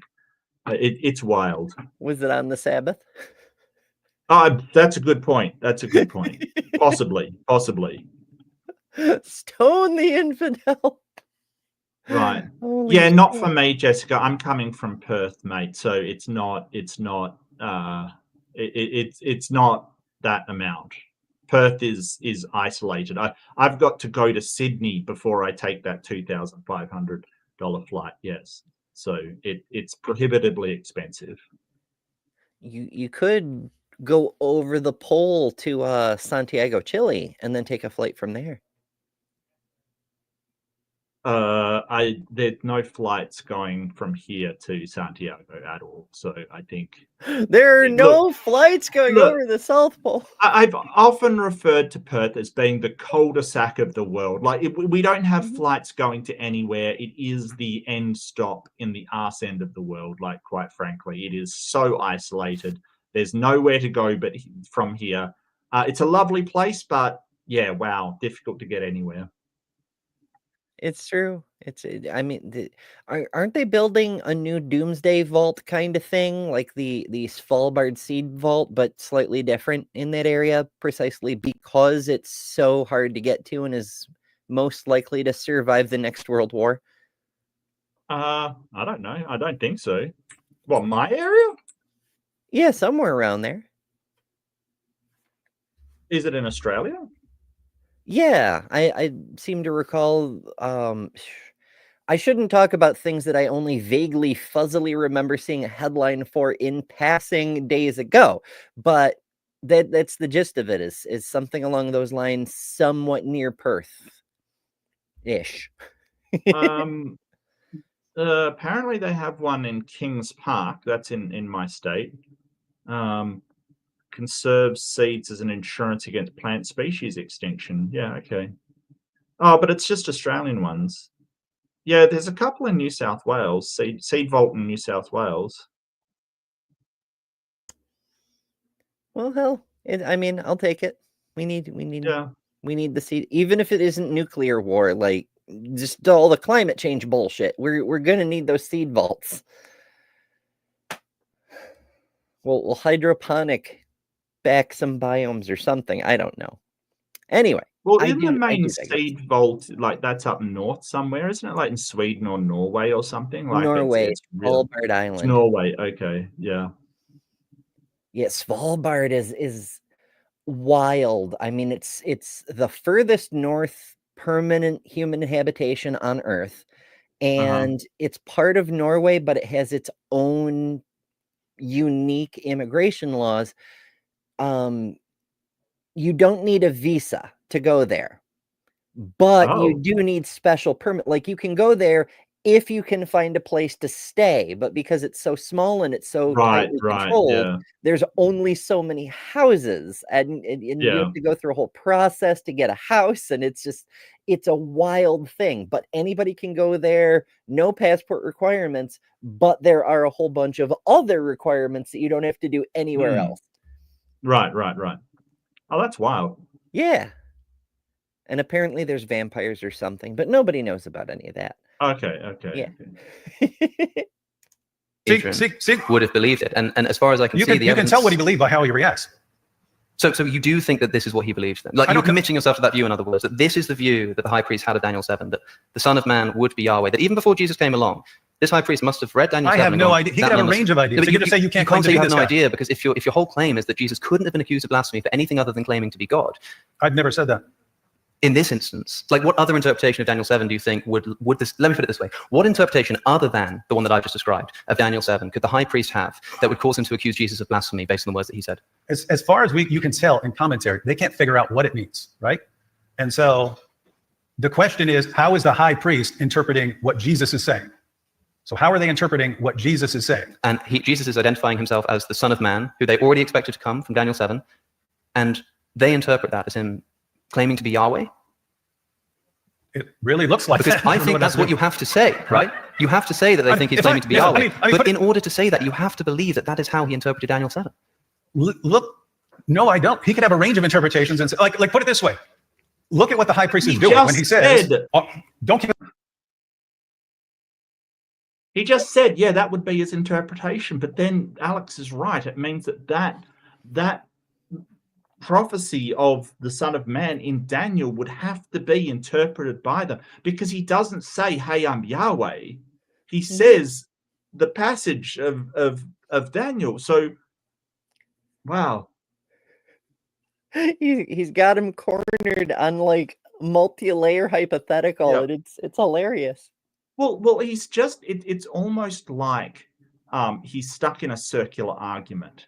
He's like, sort of, well, it had to be interpreted to be Jesus being God, because that was what caused the outrage, and it caused the outrage because, you know, it is this, he's really relying on modern interpretation for the high priest's understanding of it, and that's a mistake, because he won't commit himself to saying, hey, the high priest interpreted the passage in Daniel as being a claim to be God.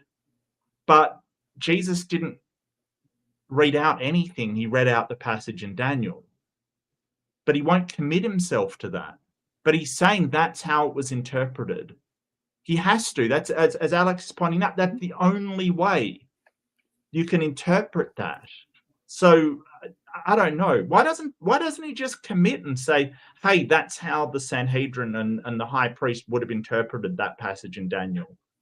It's because they knew that the Messiah, the Son of Man, was not Yahweh. Yeah, he's damned if he does and damned if he doesn't. And I would remind the audience that the only reason this level of scrutiny, I suppose, is necessary is because Jesus didn't actually say, I am God incarnate. Correct. Which is David's whole position. He has to go through these, well, this means this, which means this, which means this, in order to try to make this case, because that's how weak his position is. Yeah. And so I think Alex is pointing out that there's other ways you can interpret that and say, hey, that is blasphemy, without saying, well, you're claiming to be God. Yeah. It's a sticky pretzel.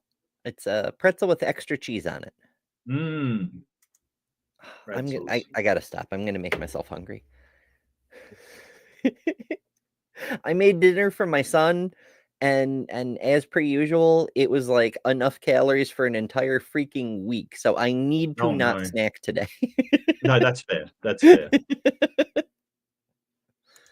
Leave us in suspense any longer. Are you the Christ, the Son of the Blessed? Yeah. He's asking for clarification on what he's saying. What are you saying? What are you telling us? Okay, so bearing in mind that one interpretation of Daniel 7 throughout history, even after the advent of Christianity, is that Daniel 7 is a messianic prophecy about the coming Messiah. If Jesus is asked, are you the Messiah? And he responds by quoting Daniel 7, if one of the interpretations of Daniel 7 is that it's talking about the Messiah, then why would they not just think he was claiming to be the Messiah? He obviously didn't give them that impression if they said he deserves death for it. And by the way, this is connected. You can actually tell what happens. I mean, you brought up the passage in Acts 7.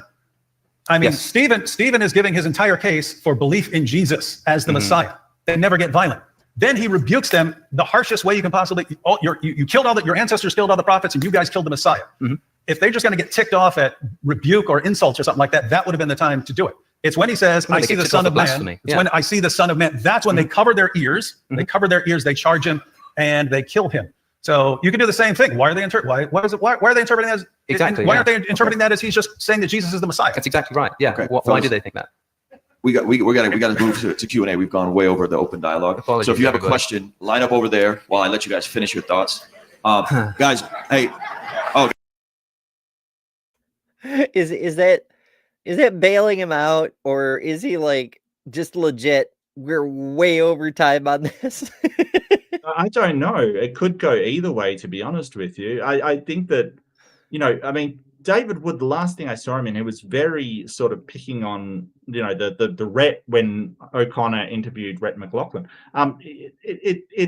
Or McLaughlin. I don't remember how you pronounce his name, but it seems really like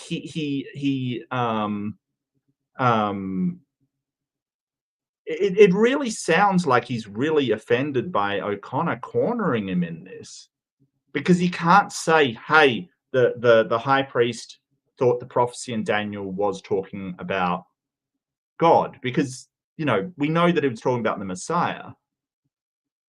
So he's saying, well, what reason would he have for executing him based upon what he said if he's just quoting a prophecy from Daniel? I'm not sure if Alex has something in mind, like, to sort of say, hey, it could have been this or could have been that. But David doesn't really seem to have any explanation besides, well, he thought quoting that passage in Daniel was claiming to be God, but that doesn't follow. Yeah, just because it's David's interpretation doesn't mean that's the only interpretation. And it's it's just so delightful. I don't know if Alex has a specific next move in mind, because he does this thing. He was more overt with Frank Turek, but we see him do it with William Lane Craig and with others, where he will just make a move on the board just to see what his opponent does, so that he can use that information for later strategies. He doesn't necessarily have a specific counter move. But the thing of it is, apologists are universally so bad at this that even if he makes up a move off the top of his head, it looks like a masterstroke, because he's good at this. Yeah, and the breadth of his knowledge is really good. So if David wants to say, hey, the high priest, but he's not going to commit to that. While the only possibility that he can point out with the high priest getting offended at that, if he thought he was God, he's not going to commit to that, because there's no reason why the high priest would think a messianic prophecy was about Yahweh. There's no possible way. Yeah, because like, why even have a Messiah if anybody legitimately thought it was just going to be Yahweh? Like, it wouldn't be, oh, there will come a chosen human to save us. It was, God will take on flesh and come kick our enemies' asses. Yeah. It just, oh, my goodness. My goodness. It's wild. Do you want to do the Q&A? It looks like there's a little over 25 minutes until the end, and I don't know if they sneak closing statements in there or if it's just all questions. Yeah, I mean, we'll go a bit longer. We'll go a bit longer if that's okay with you, and Sure. yeah. Alrighty, let's see if the audience comes up with anything fun. Oh gosh. Check. 1, 2, 1, 2. All right, so check it out. Right here where Ray is. Right here where Ray is. You guys go to Ray Rock. Right here in the very front. Check. Yes, we get 4 minutes on the clock for the conclusions. All right, in my opening statement, I point out you basically have a controversy. We know that there's a controversy going on, and we see how Christians are responding to that. And basically, up until Orthodoxy defines the two powers issue as a heresy, you had a wide range of views, a wide range of interpreting these various texts and so on. It's pretty clear what happens when Jesus comes along. And we looked. I actually, it's interesting, I quoted multiple passages in Mark, and I quoted Okay, hold on one Jesus second, one second. You've already said it was all confusing, there was a lot of different views, and now you're saying it's pretty clear what happened when Jesus came along. Like, do I have to point out those things are kind of mutually exclusive? If you had a wide range of interpretations, a wide range of views, that it's not pretty clear what happened. What that means, and I've sort of, you know, when you get into the apologetics language, when they say it's pretty clear or, you know, it's evident to me, they're really talking about this is what I believe, what happened. You know, it's not clear what happened when Jesus came along. That's what part of what Alex is pointing out. Mm-hmm. It's not clear because you're saying, well, you don't know what the Sanhedrin or the head priest thought when he said this thing to the high priest. You know, it's not clear. And you've said so yourself. So I don't understand how you can possibly make that statement apart from Christians today believe that what happened when Jesus came along. That may be what he's going for, because there's this whole conception that once Jesus popped into the world, everything changed, even backwards through time, where, you know, at first it was God using God's powers, speaking the universe into existence, but post-Jesus, that retroactively shifts, and now it's God creating Jesus in some way being a vocalization, but then Jesus does all the creating. You know, it's as the form of the word, whatever the fuck that means. It's interesting. Jessica asks, where was the question? Ruslan real quick said, let's get 4 minutes on the clock for closing statements. So I guess while they're setting up the mics, they're doing their closing statements, which may indicate that the Q&A isn't actually part of this video, but, you know, we'll see. saying that all things have been handed over to him by his Father. No one knows the Son except the Father. No one knows the Father except the Son, and anyone to whom the Son chooses to reveal him. You have, I quoted those because I assumed that he was going to reject John, and so I was quoting some of our earlier material, and then the Creed and Philippians and so on, where, I don't know if you noticed, but everyone seems to be doing the same thing. And it's the same issue that arises in the Old Testament. You have Yahweh sending Yahweh. You have Yahweh sending the angel of the Lord, but the angel of the Lord is Yahweh, and Yahweh says that he's the angel. You have the Ancient of Days and the Son of Man coming with the clouds of heaven. So you have these issues, and people are confused about it. But then you look to the New Testament, they're doing the exact same thing that was going on in the Old Testament, but now they're defining it as Father, Son, God, and the Word, but the Word is also God. Paul saying God, the Father is God, and Jesus is Lord. And they also bring in the Son of Man and the Ancient of Days with Jesus and so on. So you've got all these passages, they're all doing the same thing. It's pretty clear what's going on. And the question is, we look at what Jesus says. It sounds like he's claiming to be one of the two powers in heaven in multiple ways. We look at what Jesus does. He's claiming to do things like judge the world and raise the dead at the resurrection. We look at what his followers say. Hold it. He didn't say that. We already established that he didn't say that I will raise the dead at the resurrection. It said that he will come and the dead will be raised. It doesn't say that Jesus is the one to do it. We already went through that, David. So for you to go back and sort of say, well, it doesn't say, but it's pretty obvious that he meant he was going to do it, when you said to Alex that, you know, it doesn't say Jesus would raise the dead.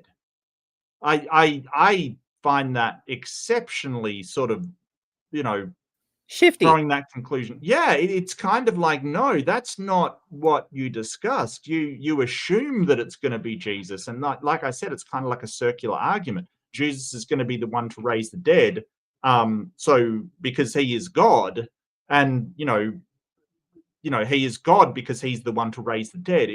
You really are stuck in this. Well, because I believe it that it is going to be him. But the passage doesn't say it's going to be him. So where are you getting that from? Oh, church tradition and all of this stuff and how it's interpreted. Yeah, but it doesn't actually say that it's going to be him. Yeah, it's the premise as a conclusion. Right, exactly. We look at what his enemies say, we look at what his enemies do, and everything we can look at gives the indication that this guy was making claims that caused people to either worship him and start praying to him and doxologies and so on, or saying that this guy has to die. And if that's all just a miscommunication, this is like beyond anything else. You want to say Jesus wasn't the greatest communicator and so on because he slowly unveiled things for people who weren't ready to hear it. That's very different from saying everyone got the message horribly, horribly wrong. And so I just wanted to conclude here with the last minute. I wanted to revisit the that's an argument. Famous quote from. That is 100% an argument from incredulity. It doesn't have to be everybody, David, as well. It just has to be the people that were trying to start a religion around Jesus. Yeah, that's all. And it's everyone in this case is Paul and Peter and the people who believed them. Correct. It's two guys. There was a lot of people that didn't believe, like there was a lot of Jewish people that didn't believe he was the Messiah, much less God. Right? Like they didn't even believe he was the Messiah, the Son of Man at all. And, and Alex has got a really good argument that he was talking about the Son of Man in third person, as if he was somebody else. Because there's a lot of Jews that didn't even believe that. So when you say everyone got it wrong, you're saying, hey, the religion got it wrong. And it's like, well, yeah. Yeah, and that it can't be stressed enough. That third person thing it's catastrophic. David just wants to brush that off like so many apologists do. But yeah.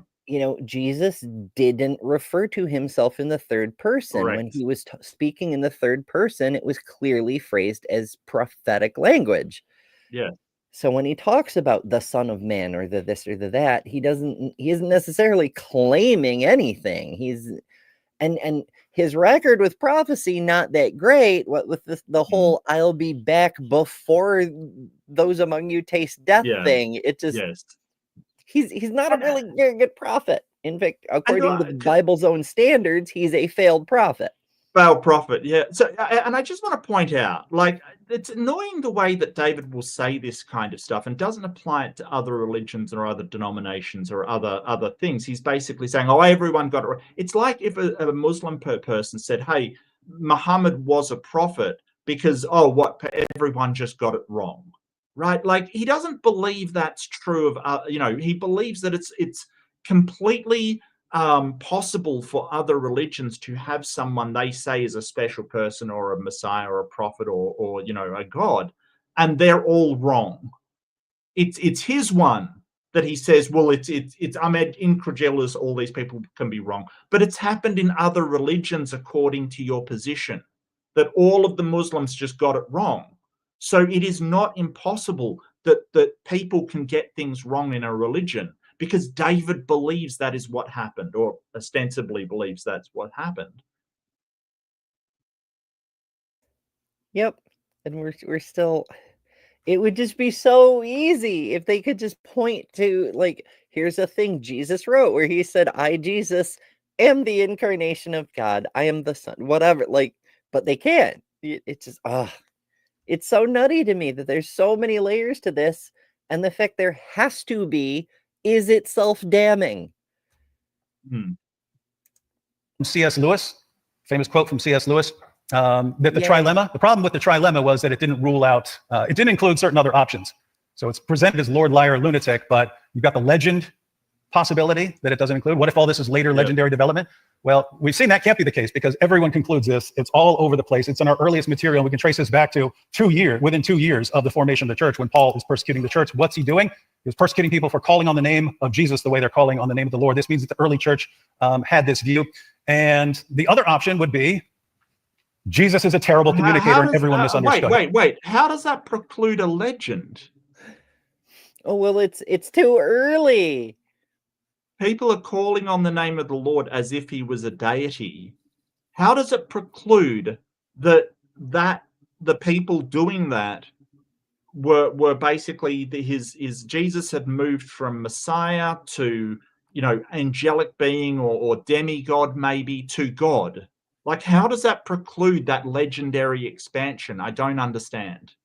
Yeah, I would like to point out that, you know, we have records of legends building quickly throughout all of history, but there are people today praying to Donald Trump.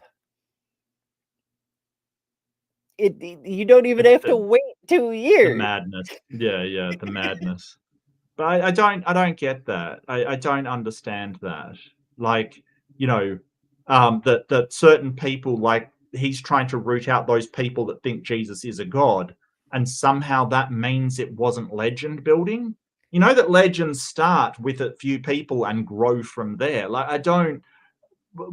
What? Yeah, and additionally, rather relevant to this debate, to my knowledge, Trump has made some wild fucking claims, but I don't think he's ever said that he is the incarnation of God. Maybe. I wouldn't put it past him, but I'm not aware of that ever happening. So just because there is a cult who worships him and prays to him and so forth, doesn't mean he ever made the claim. Right. And that, I just have to say, again, given how Jesus taught, I can't believe that everyone is horribly misunderstanding. And so when we rule those out, I think we can agree with C.S. Lewis, who said, I'm trying to prevent anyone saying the really foolish thing that people often say about him. I'm ready to accept Jesus as a great moral teacher, but I do not accept his claim to be God. That is the one thing we must not say. A man who was merely a man and said the sort of things Jesus said would not be a great moral teacher. What? Because he doesn't want to, obviously. Now, I'd go a step further and say that Jesus was not a great moral teacher. He had a few ideas that were not unique, and some of them could have been a lot better. Yeah, I mean, he wasn't bad in some issues. Some issues he was awful with, like the whole adultery and thought crime thing is absolutely terrible. You know, I think he's kind of middling as a moral teacher kind of thing. As you say, the golden rule definitely predated Jesus by a long shot. You know, and a lot of the morals you'll kind of find in the area around at the time. So I don't think it was that novel. But at the end of the day, you know, he isn't bad. He's definitely better than the system that was there beforehand, the moral teachings of the Old Testament. So, and this is what I'm saying, when you've got somebody whose teachings appeal, they don't have to be divine for that to catch on, right? They don't have to be a god. They don't have to be, he doesn't even have to be supernatural in any way for those teachings to get a following, and then a legend builds from there. Doesn't have to. I'm thinking once again of Sai Baba. Yeah. A guru in India who claimed to be the reincarnation of a previous Sai Baba, performed a whole bunch of miracles in front of millions of witnesses, some of them on video, including raising the dead. And most of those people are still alive today. And the Christians aren't convinced. But on the other hand, Sai Baba did actually make active claims, not to be the incarnation of a god, but to be the reincarnation of a previous Sai Baba. But still, it's that whole legend thing. Ah, well. He would either be a lunatic on the level with the man who says he's a poached egg, or else he would be the devil of hell. You must make your choice. Either this man was and is the Son of God, or else a madman or something worse. You can shut him up for a fool, you can spit at him and kill him as a demon, or you can fall at his feet and call him Lord and God. But let us not come with any patronizing nonsense about his being a great human teacher, or a terrible communicator. He has not left that open to us. He did not intend to. All right. Sure. Alex, Actually, So that's the ultimate conclusion. C.S. Lewis' false trilemma. I mean, he could be God, but he could also be a crazy person. Yeah. Strong ending, David. Super. I love it. All right, so Alex is going to do his thing, and if this isn't a slam dunk, I will be disappointed. Right. 4-minute closing. All right, 4-minute closing from Alex. yeah, I mean, I guess there are a few important things to say. First is that I totally forgot in that entire section that I really, really did want to hear what David thinks about Jesus implying all throughout John chapter 17, that the relationship he has with the Father is the same as the relationship the Father and he wish to have with all Christian believers. I find it quite stunning that when specifically asked to clarify his Christological position, he describes his relationship with the Father in terms that he then attributes to first his disciples and then the rest of Christian believers. Absent everything else that we've been saying, that alone should be pretty stunning. What can it possibly mean for Jesus to describe his relationship to the Father and then say, in the same way that I'm in him and he's in me, I want you all to be in us so we can all be one, all of us? What can that possibly mean? We didn't even get to discuss this. Maybe some people in the Q&A have some answers, but on its own, that is enough to raise some serious question marks. Of course, a lot of David's cases relied on this two powers heresy, and we were sort of getting a bit caught in the weeds there about dating. I read a quote from James McGrath, which I didn't finish because it's quite long, but he goes on to say, and this is in The Only True God, early Christian monotheism in its Jewish context. He says, of course, conversely, the absence of evidence for the existence of the heresy in this period surveyed so far does not prove that it did not yet exist. Of course, that's true. However, in view of the clear polemic against two powers in later writings and the complete absence of such polemic in earlier writings, this at least strongly suggests the possibility that the two powers only became an issue for whatever reason in the period after those documents were put in their present form. In other words, this two powers discussion doesn't seem to crop up at all until it's too late to have influenced the high priest. I want to know why, I suppose, that's the case. I want to know why it is that Jesus also says that the glory he receives from the Father will be given to the disciples and given to everybody else. I want to know why Jesus is given the authority to forgive sins, which at least is interpreted by his Jewish opponents as something only God can do, and then gives it to his disciples, the same authority at the end of John chapter 20, saying, as the Father has sent me, I'm now sending you. What is going on here? Why is Jesus passing on all of these divine prerogatives in unity to his disciples in precisely the way that he got them from the Father? It's almost like the people who wanted to claim a portion of divine power or holy authority. Yes, holy authority made it up after the fact. Like, oh yeah, Jesus had all this divine power, and then he told us that we'd be invested with it too. So that's why you should pray to me, really.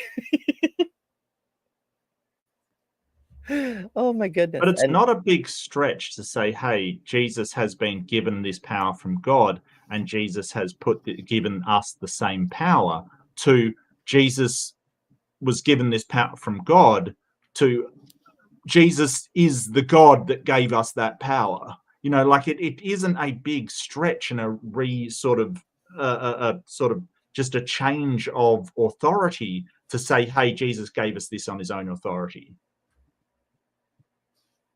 Yeah.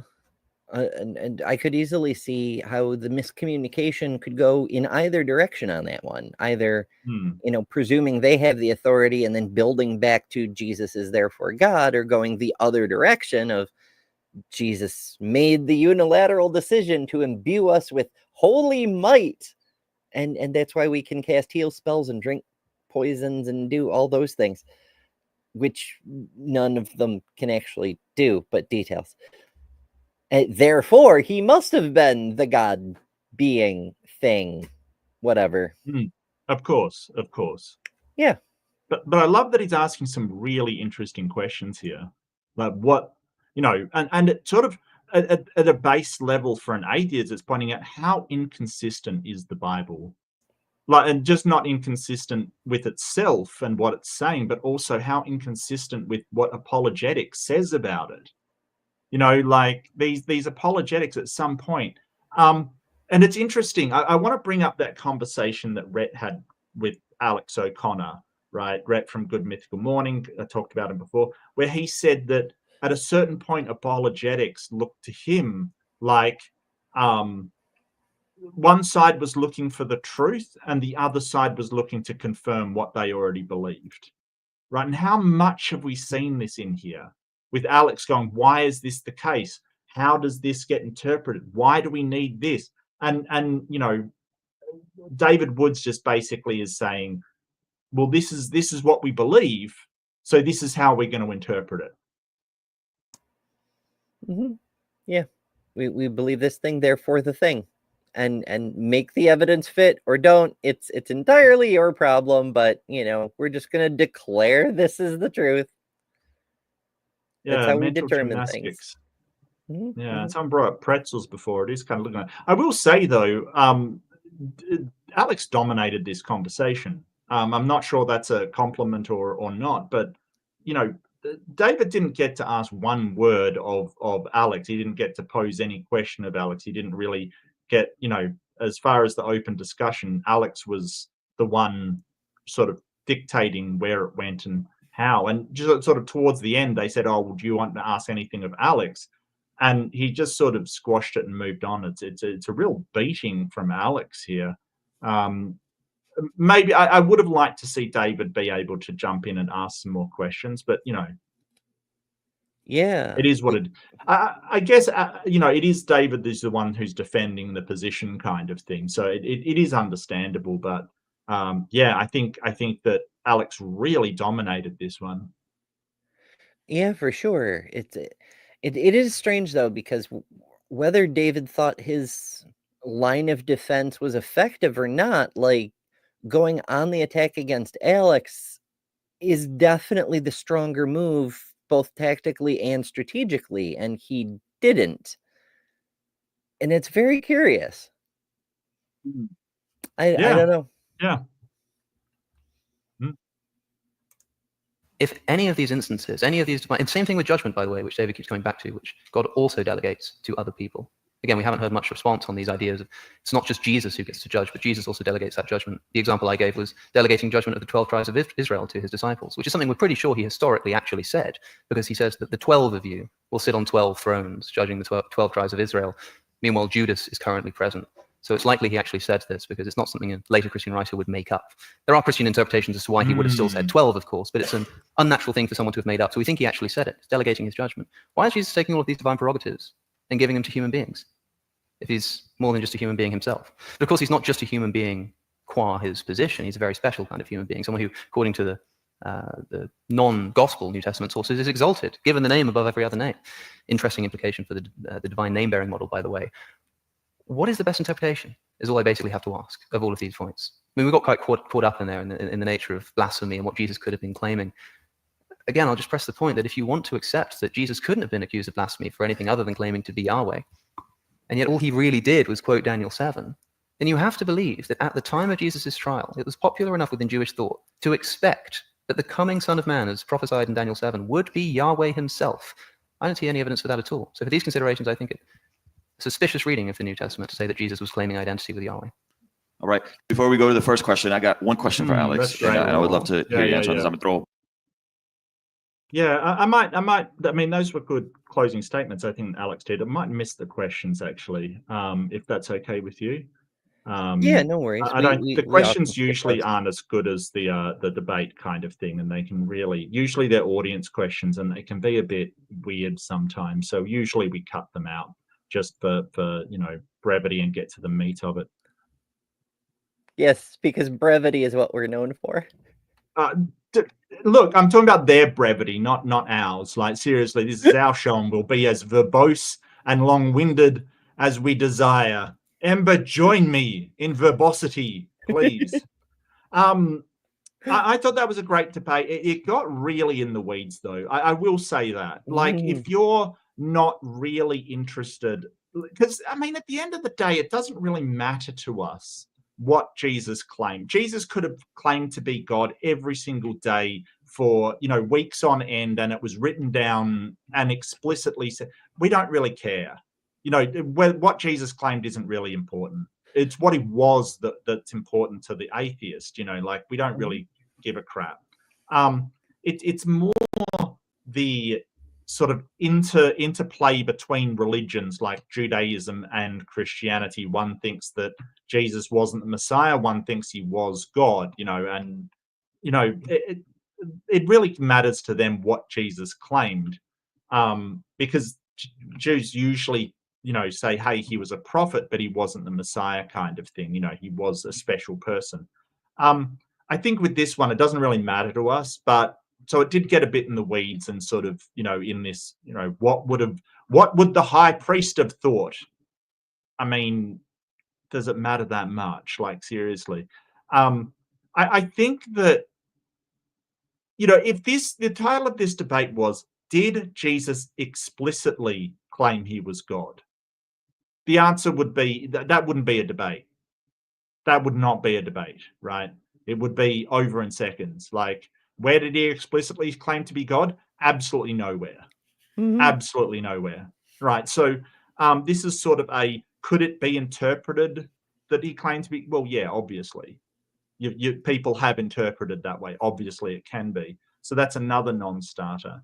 I think Alex did a great job. I think that David was on this sort of, well, we've got the conclusion. How do we fit the evidence to the conclusion? And this sort of all or nothing black and white thing that came up constantly, that he's saying, oh, well, you're saying that Jesus wasn't anything special, even though he did this, this, and this, and this. And I like at the end how Alex sort of made it clear he was a special person according to the text, right? That he was the most exalted. He was all of these things, just to sort of hammer home the point that there is such a vast range between an ordinary human and God on the supernatural, metric scale kind of thing. There's such a range in between there. And you're claiming that you're saying he claimed to be up at the high end.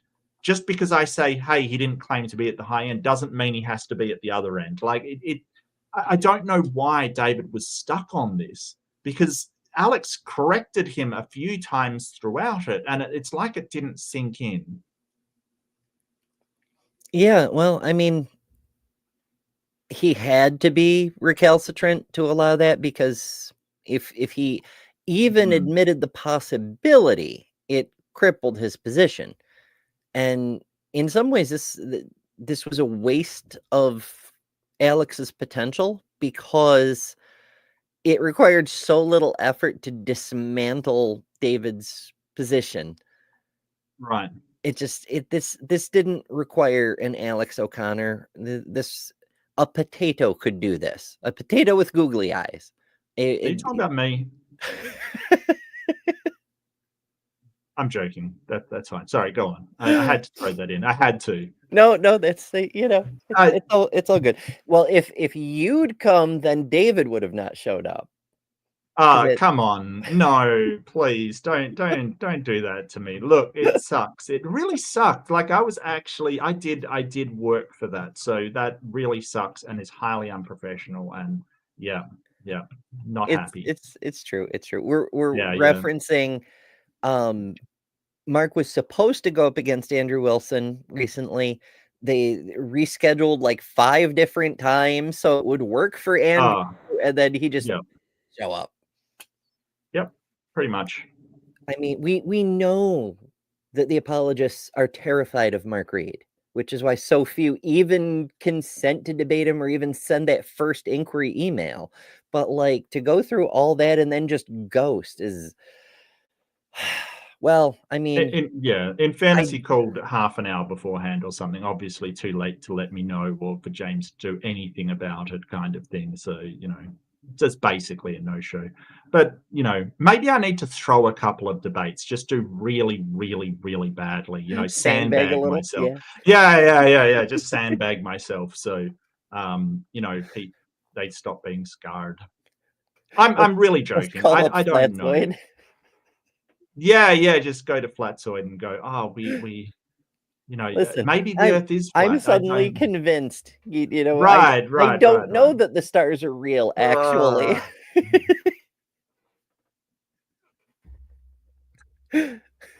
We could each have a sun, Iron Horse. It could be like billions of suns out there, and we each have our own. You could be right. It's true. I think that would literally. I think trying to do that would literally make my brain explode. Quite frankly, I don't think that would. I think I would crumble from sheer stupidity. I really would. Yeah, Anyway. even as a joke, we could only go so far with that. It's like, Sorry, well, we're no, tangenting can't do again. it. What did you think of the debate? Sorry, go on, Ember. I really am interested in your take on it. Yeah, it just I don't know. It's always fun watching Alex. It's always entertaining. We usually learn something that we weren't expecting to learn, which is really cool. Yeah. And you Yeah. know, Alex really he was splitting, not just splitting hairs, but splitting like the edge of the hair that had already Right. been split, kind of Right. thing. But in the process, like the one thing I would have really liked to see out of Alex is that sometimes I have discovered you have to explicitly state what you're doing because so many people won't catch it. They won't figure it out. Right. They just, to them, it just looks like you're outmaneuvering David. You need to expressly say the reason we're down this rabbit trail off of that goat path, off of that, Right. biking forestry thing that you need a helicopter to get to. We're way the hell out in these weeds. Like, we're so Yeah. far past the weeds, you can't even see the weeds from here, is Mm. because that's how far you have to go to even Right. pretend David has a case. Right. Right. It's like, it's beyond plausible. It's beyond the pale, you might even say, because it's totally wilderness out here. It's, yeah. I would have liked to have seen him like explicitly state it, because even though it should be obvious, a lot of people still won't pick up on it because that's just not Right. how they think, you know? But other than that, it was pretty entertaining. David got a little bit frustrating from time to time, especially with that circularity that he was enjoying. But I don't know. It's I'm kind of impressed with Ruslan, honestly. He's a weird apologist. He's calls out other apologists sometimes. He takes stands where you wouldn't expect an apologist to take stands, but as we brought up in part 1, he also buys into that fundamentally harmful idea at the center of evangelical Christianity that all humans are inherently evil and there's nothing you can do about it. Yeah, that's terrible. Yeah, that's actually a It terrible is. position. And Yeah. so I don't know. I don't fully understand who this dude is and where he's coming from and what he's trying to accomplish. But he did an okay job as a moderator. Like, not spectacular, but he's not a debate moderator. He did okay. Well, they didn't really need him, and this is sort of something that I've seen from a lot of Alex's debates. He you know, I suppose it is choosing your opponent well, that he doesn't, there's been debates I've been in where the moderator wasn't really needed, but, he's there to keep time and, obviously do sections and, just sort of structure the debate kind of thing. And that's totally fine. It's an easy job for the moderator. So I don't think this was a real test of his skills as a moderator, but at the same time, that's more a compliment to both sides for engaging in a fair and free debate rather than a complete dumpster fire that we're seeing a lot of these days. So, that's a solid point, and that I'm definitely going to it take deserves your recognition. compliment and shift it to other people. But no, I mean, he did fine. He did absolutely fine. Don't get me wrong. Fair call. Yeah. Yeah, but you're right. They were professional. They didn't scream over each other. They didn't talk over each other. They didn't fight over the mic, and we expect that from Alex. And, for all his faults, David does that too. And that's the kind of thing, it deserves recognition more so in this modern world where, I mean, we've got people who are on the same side shouting over each other to bully their way onto being able to speak. And it drives not just me, but a lot of people freaking bonkers. Yeah. So yeah, it deserves recognition in its own right, the civility kind of thing. But overall thoughts? I gotta say, I'm not convinced. I don't think Jesus claimed to be God.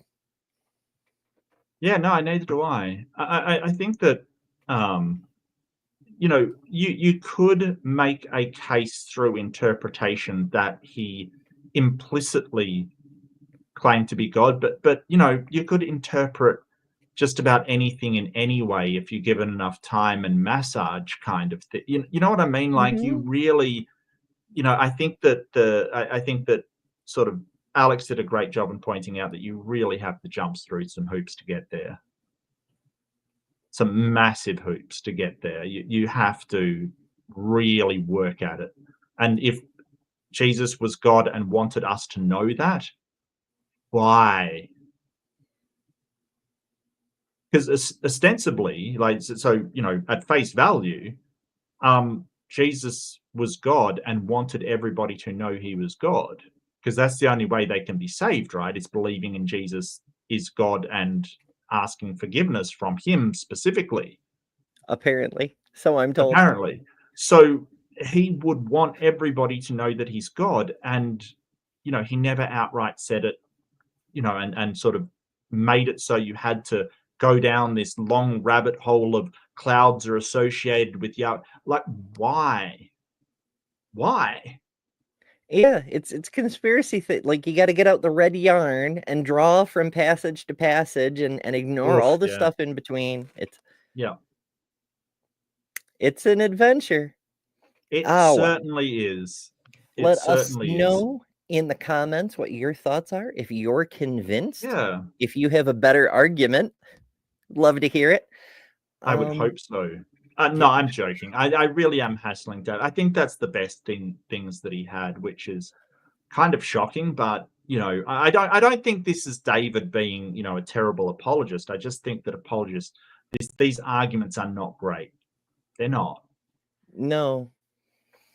I mean, we're used to bad arguments, but it was pretty freaking weak, I must say. Yeah. But, you know, yeah, all the usual things. Remember to like, subscribe, both channels. We're back over on Mark's next week with a fresh debate. Yeah. And an older one, but I'll see what I can dig up. I want something with a bit more meat than did Jesus claim to be God? Because as I mentioned at the very start, it doesn't really matter to me. Like that is so, you know, I'm interested whether God exists, whether Jesus was, you know, did anything supernatural, whether he raised from the dead. You know, what he claimed, you know, I guess it's like, did Elon Musk claim to be a genius? You know, who cares? I don't care. You know, whether he is or not is the big question. It's, you know, if he claims it, who cares? Yeah, like show me the thing. Just show me the thing. My goodness. Oh, that's okay. But what else have you got coming up in the week ahead?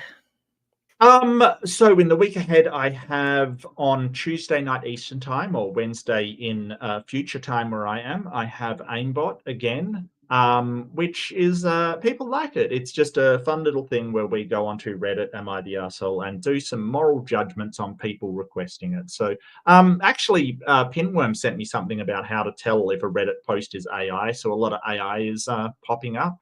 He kind of asked, and it's a good question. It's a great question, actually. He asked, like, how do you feel if one of the things you did on Aimbot was a AI post? And I'm like, I'd be disappointed.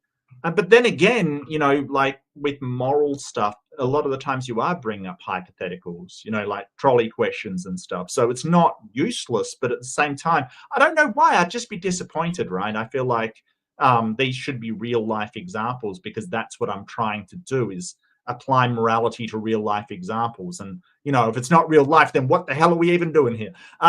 So yeah, I would be disappointed, but at the same time, a hypothetical doesn't mean that it's invalid. It just means it's hypothetical. So, but yeah, hopefully I can get around that. And the following day, I actually am meeting with a couple of organizers of BahaCon to go through and talk to them about BahaCon this year and what's happening and things like that. So that's Jeff and Jason. They seem really nice, and I've never been to BahaCon. I don't know what it's about. So I really am going to be fascinated in talking with them. It should be a really good conversation, just to talk to them about it. And I want to do more things that do promote the community, promote our association with one another. Look, if I could go to BahaCon, I absolutely would, if I could afford it. It's Canada. I love Canada. or I love Canadians rather. I've never been to Canada, so I can't say I love Canada, Fair. but I really would like to go there and you know, do Canadian things like, I don't know, hug a beaver, or you know, drink maple syrup by the liter. I don't know what they do over there. Okay, I'm highly suspicious it's nothing good, but you know, that's Canadians for you. Poutine or something. Yeah, that kind of stuff, right? I do like to travel. My wife isn't huge on it, but I do love to travel. So, and the following day after that, I have fundamentalist fails or secular success. It may be. You never know until the day whether it's going to be a fundamentalist making an absolute ass out of himself, or now I've added secular success, where it could be somebody from the secular community doing a really good job, because I found just focusing on what fundamentalists do wrong is terrible. So, you know, I'm having fun over there. Don't hug a beaver. Okay, I will. Yeah, you know what? I must admit, when people say I want to go to Australia and hug a kangaroo, I'm like, are you must be like absolutely insane. You must have lost your plot. Like, seriously. They will freaking disembowel you. Seriously, I'm not even joking. I don't know why anybody would want to do that. They seem kind of like overgrown bunnies. They are not overgrown to bunnies. a certain They extent. That is something they are not. Bunnies are nice and gentle and fluffy. There's nothing. Well, they can be. I used to raise rabbits on the farm I grew up on, and while my bunny was very well trained and very well behaved, they Right. do the thing that cats do, where they will wrap you with their forearms and then destroy you with their hind legs, which are Yes. engineered for digging through dirt and rock and whatnot. And on Yep. flesh, it's a fucking mess. Bunnies will annihilate you if they get the chance. Evil bunnies. You heard it here first. Yeah, Beware look, the I bunny think invasion. a rabbit and a bunny. Yeah, no, that's fair. That's fair. But it's not. It's nothing like a kangaroo. Like, seriously. I've been kicked by a kangaroo. It seriously was like 2 steel bars hitting me. It's absolutely terrible. It is a terrible experience. I'll tell you that right now. Oh, Jester, your shenaniganery. I think Jester wins the internet. I do have to thank Jester, though, for another super chat, which was before the best joke of the evening. Jester says $5. Thank you so much. And says, I am counting the zeros. What 1 is it? million, I 1 think it million is. percent Yeah, 6 convinced? zeros, 1 million. Yeah, 1 million% convinced. Dave clinched it for me. Absolutely as waterproof an argument as a sieve. Truly life-changing debate. The heathens will cook. Absolutely. That's probably true. Yes, bunnies are evil. Maya. Put it in my gospel. Yeah, there you go. Traffic not with the bunny, for the bunny is evil. The evil Jesus. ones. My testaments are gonna be even more unhinged than Christianity. I don't know why, but my mind is on Monty Python. It just reminds me of that rabbit of Monty Python, which like bites people's heads off and stuff. That was hilarious. The Holy Grail, Monty Python and the Holy Grail.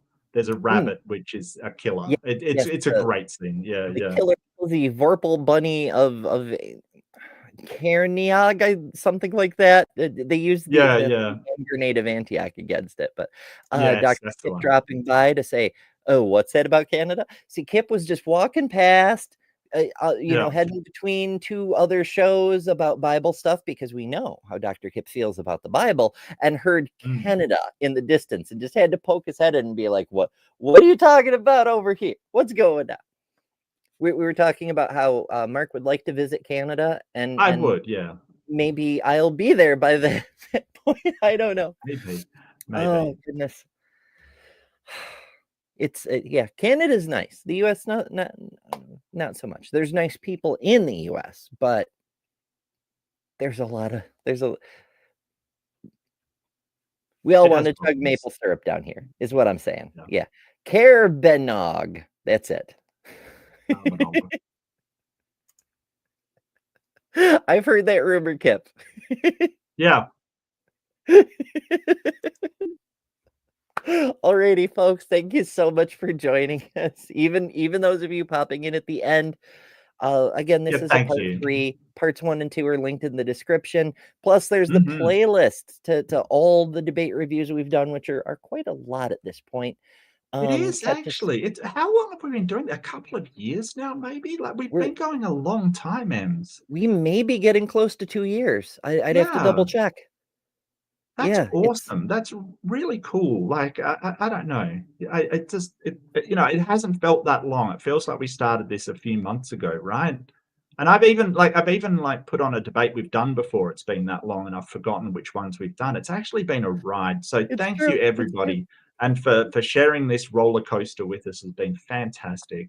Everybody, put your arms up. Like Yeah. woohoo! But yeah, absolutely. As we frequently say, hanging out with you folks is the reason we do these live. We very easily could just record the damn things, but we like engaging with you folks and the crazy shit you say and random people popping in and occasionally, raising salient points that make both of us feel foolish, which is a really cool feeling too, TBH. So yeah, we appreciate the hell out of you folks. We appreciate the mods who keep things sane. I feel like this is a season finale. We're like, thanks to the producers, thanks to the crew. What? No. Do we even have seasons? No, Is that I a don't thing? think we do. Okay. Well, I mean, we could if you wanted, I guess. It would be pretty arbitrary, wouldn't it? It'd be just like, at this point, we're gonna call it a season. Yeah. Okay. Yeah. Oh, that's fine. That's fine. Like I'm on Hello board. from the Magic Tavern. We'll just at 100 episodes. Fuck it, that's a season. Yeah. Absolutely. Holy crap. Alrighty. Thank you all so much for watching, joining. Remember to subscribe. I'm so close to 2K. I would love to see it before I die. Share with your friends because we need it. And we'll see you all next week over on Mark's channel. And as always, remember, you don't have to defend the possible interpretation of what one high priest dude might have thought about a specific weird passage from one ancient book about what it might have meant about people floating through the fucking clouds and all of that because you are better than religion. Good night. Good night.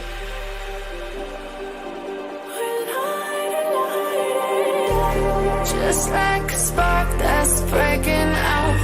Can't make a stop, can't turn back now. We know that there's no room for doubt.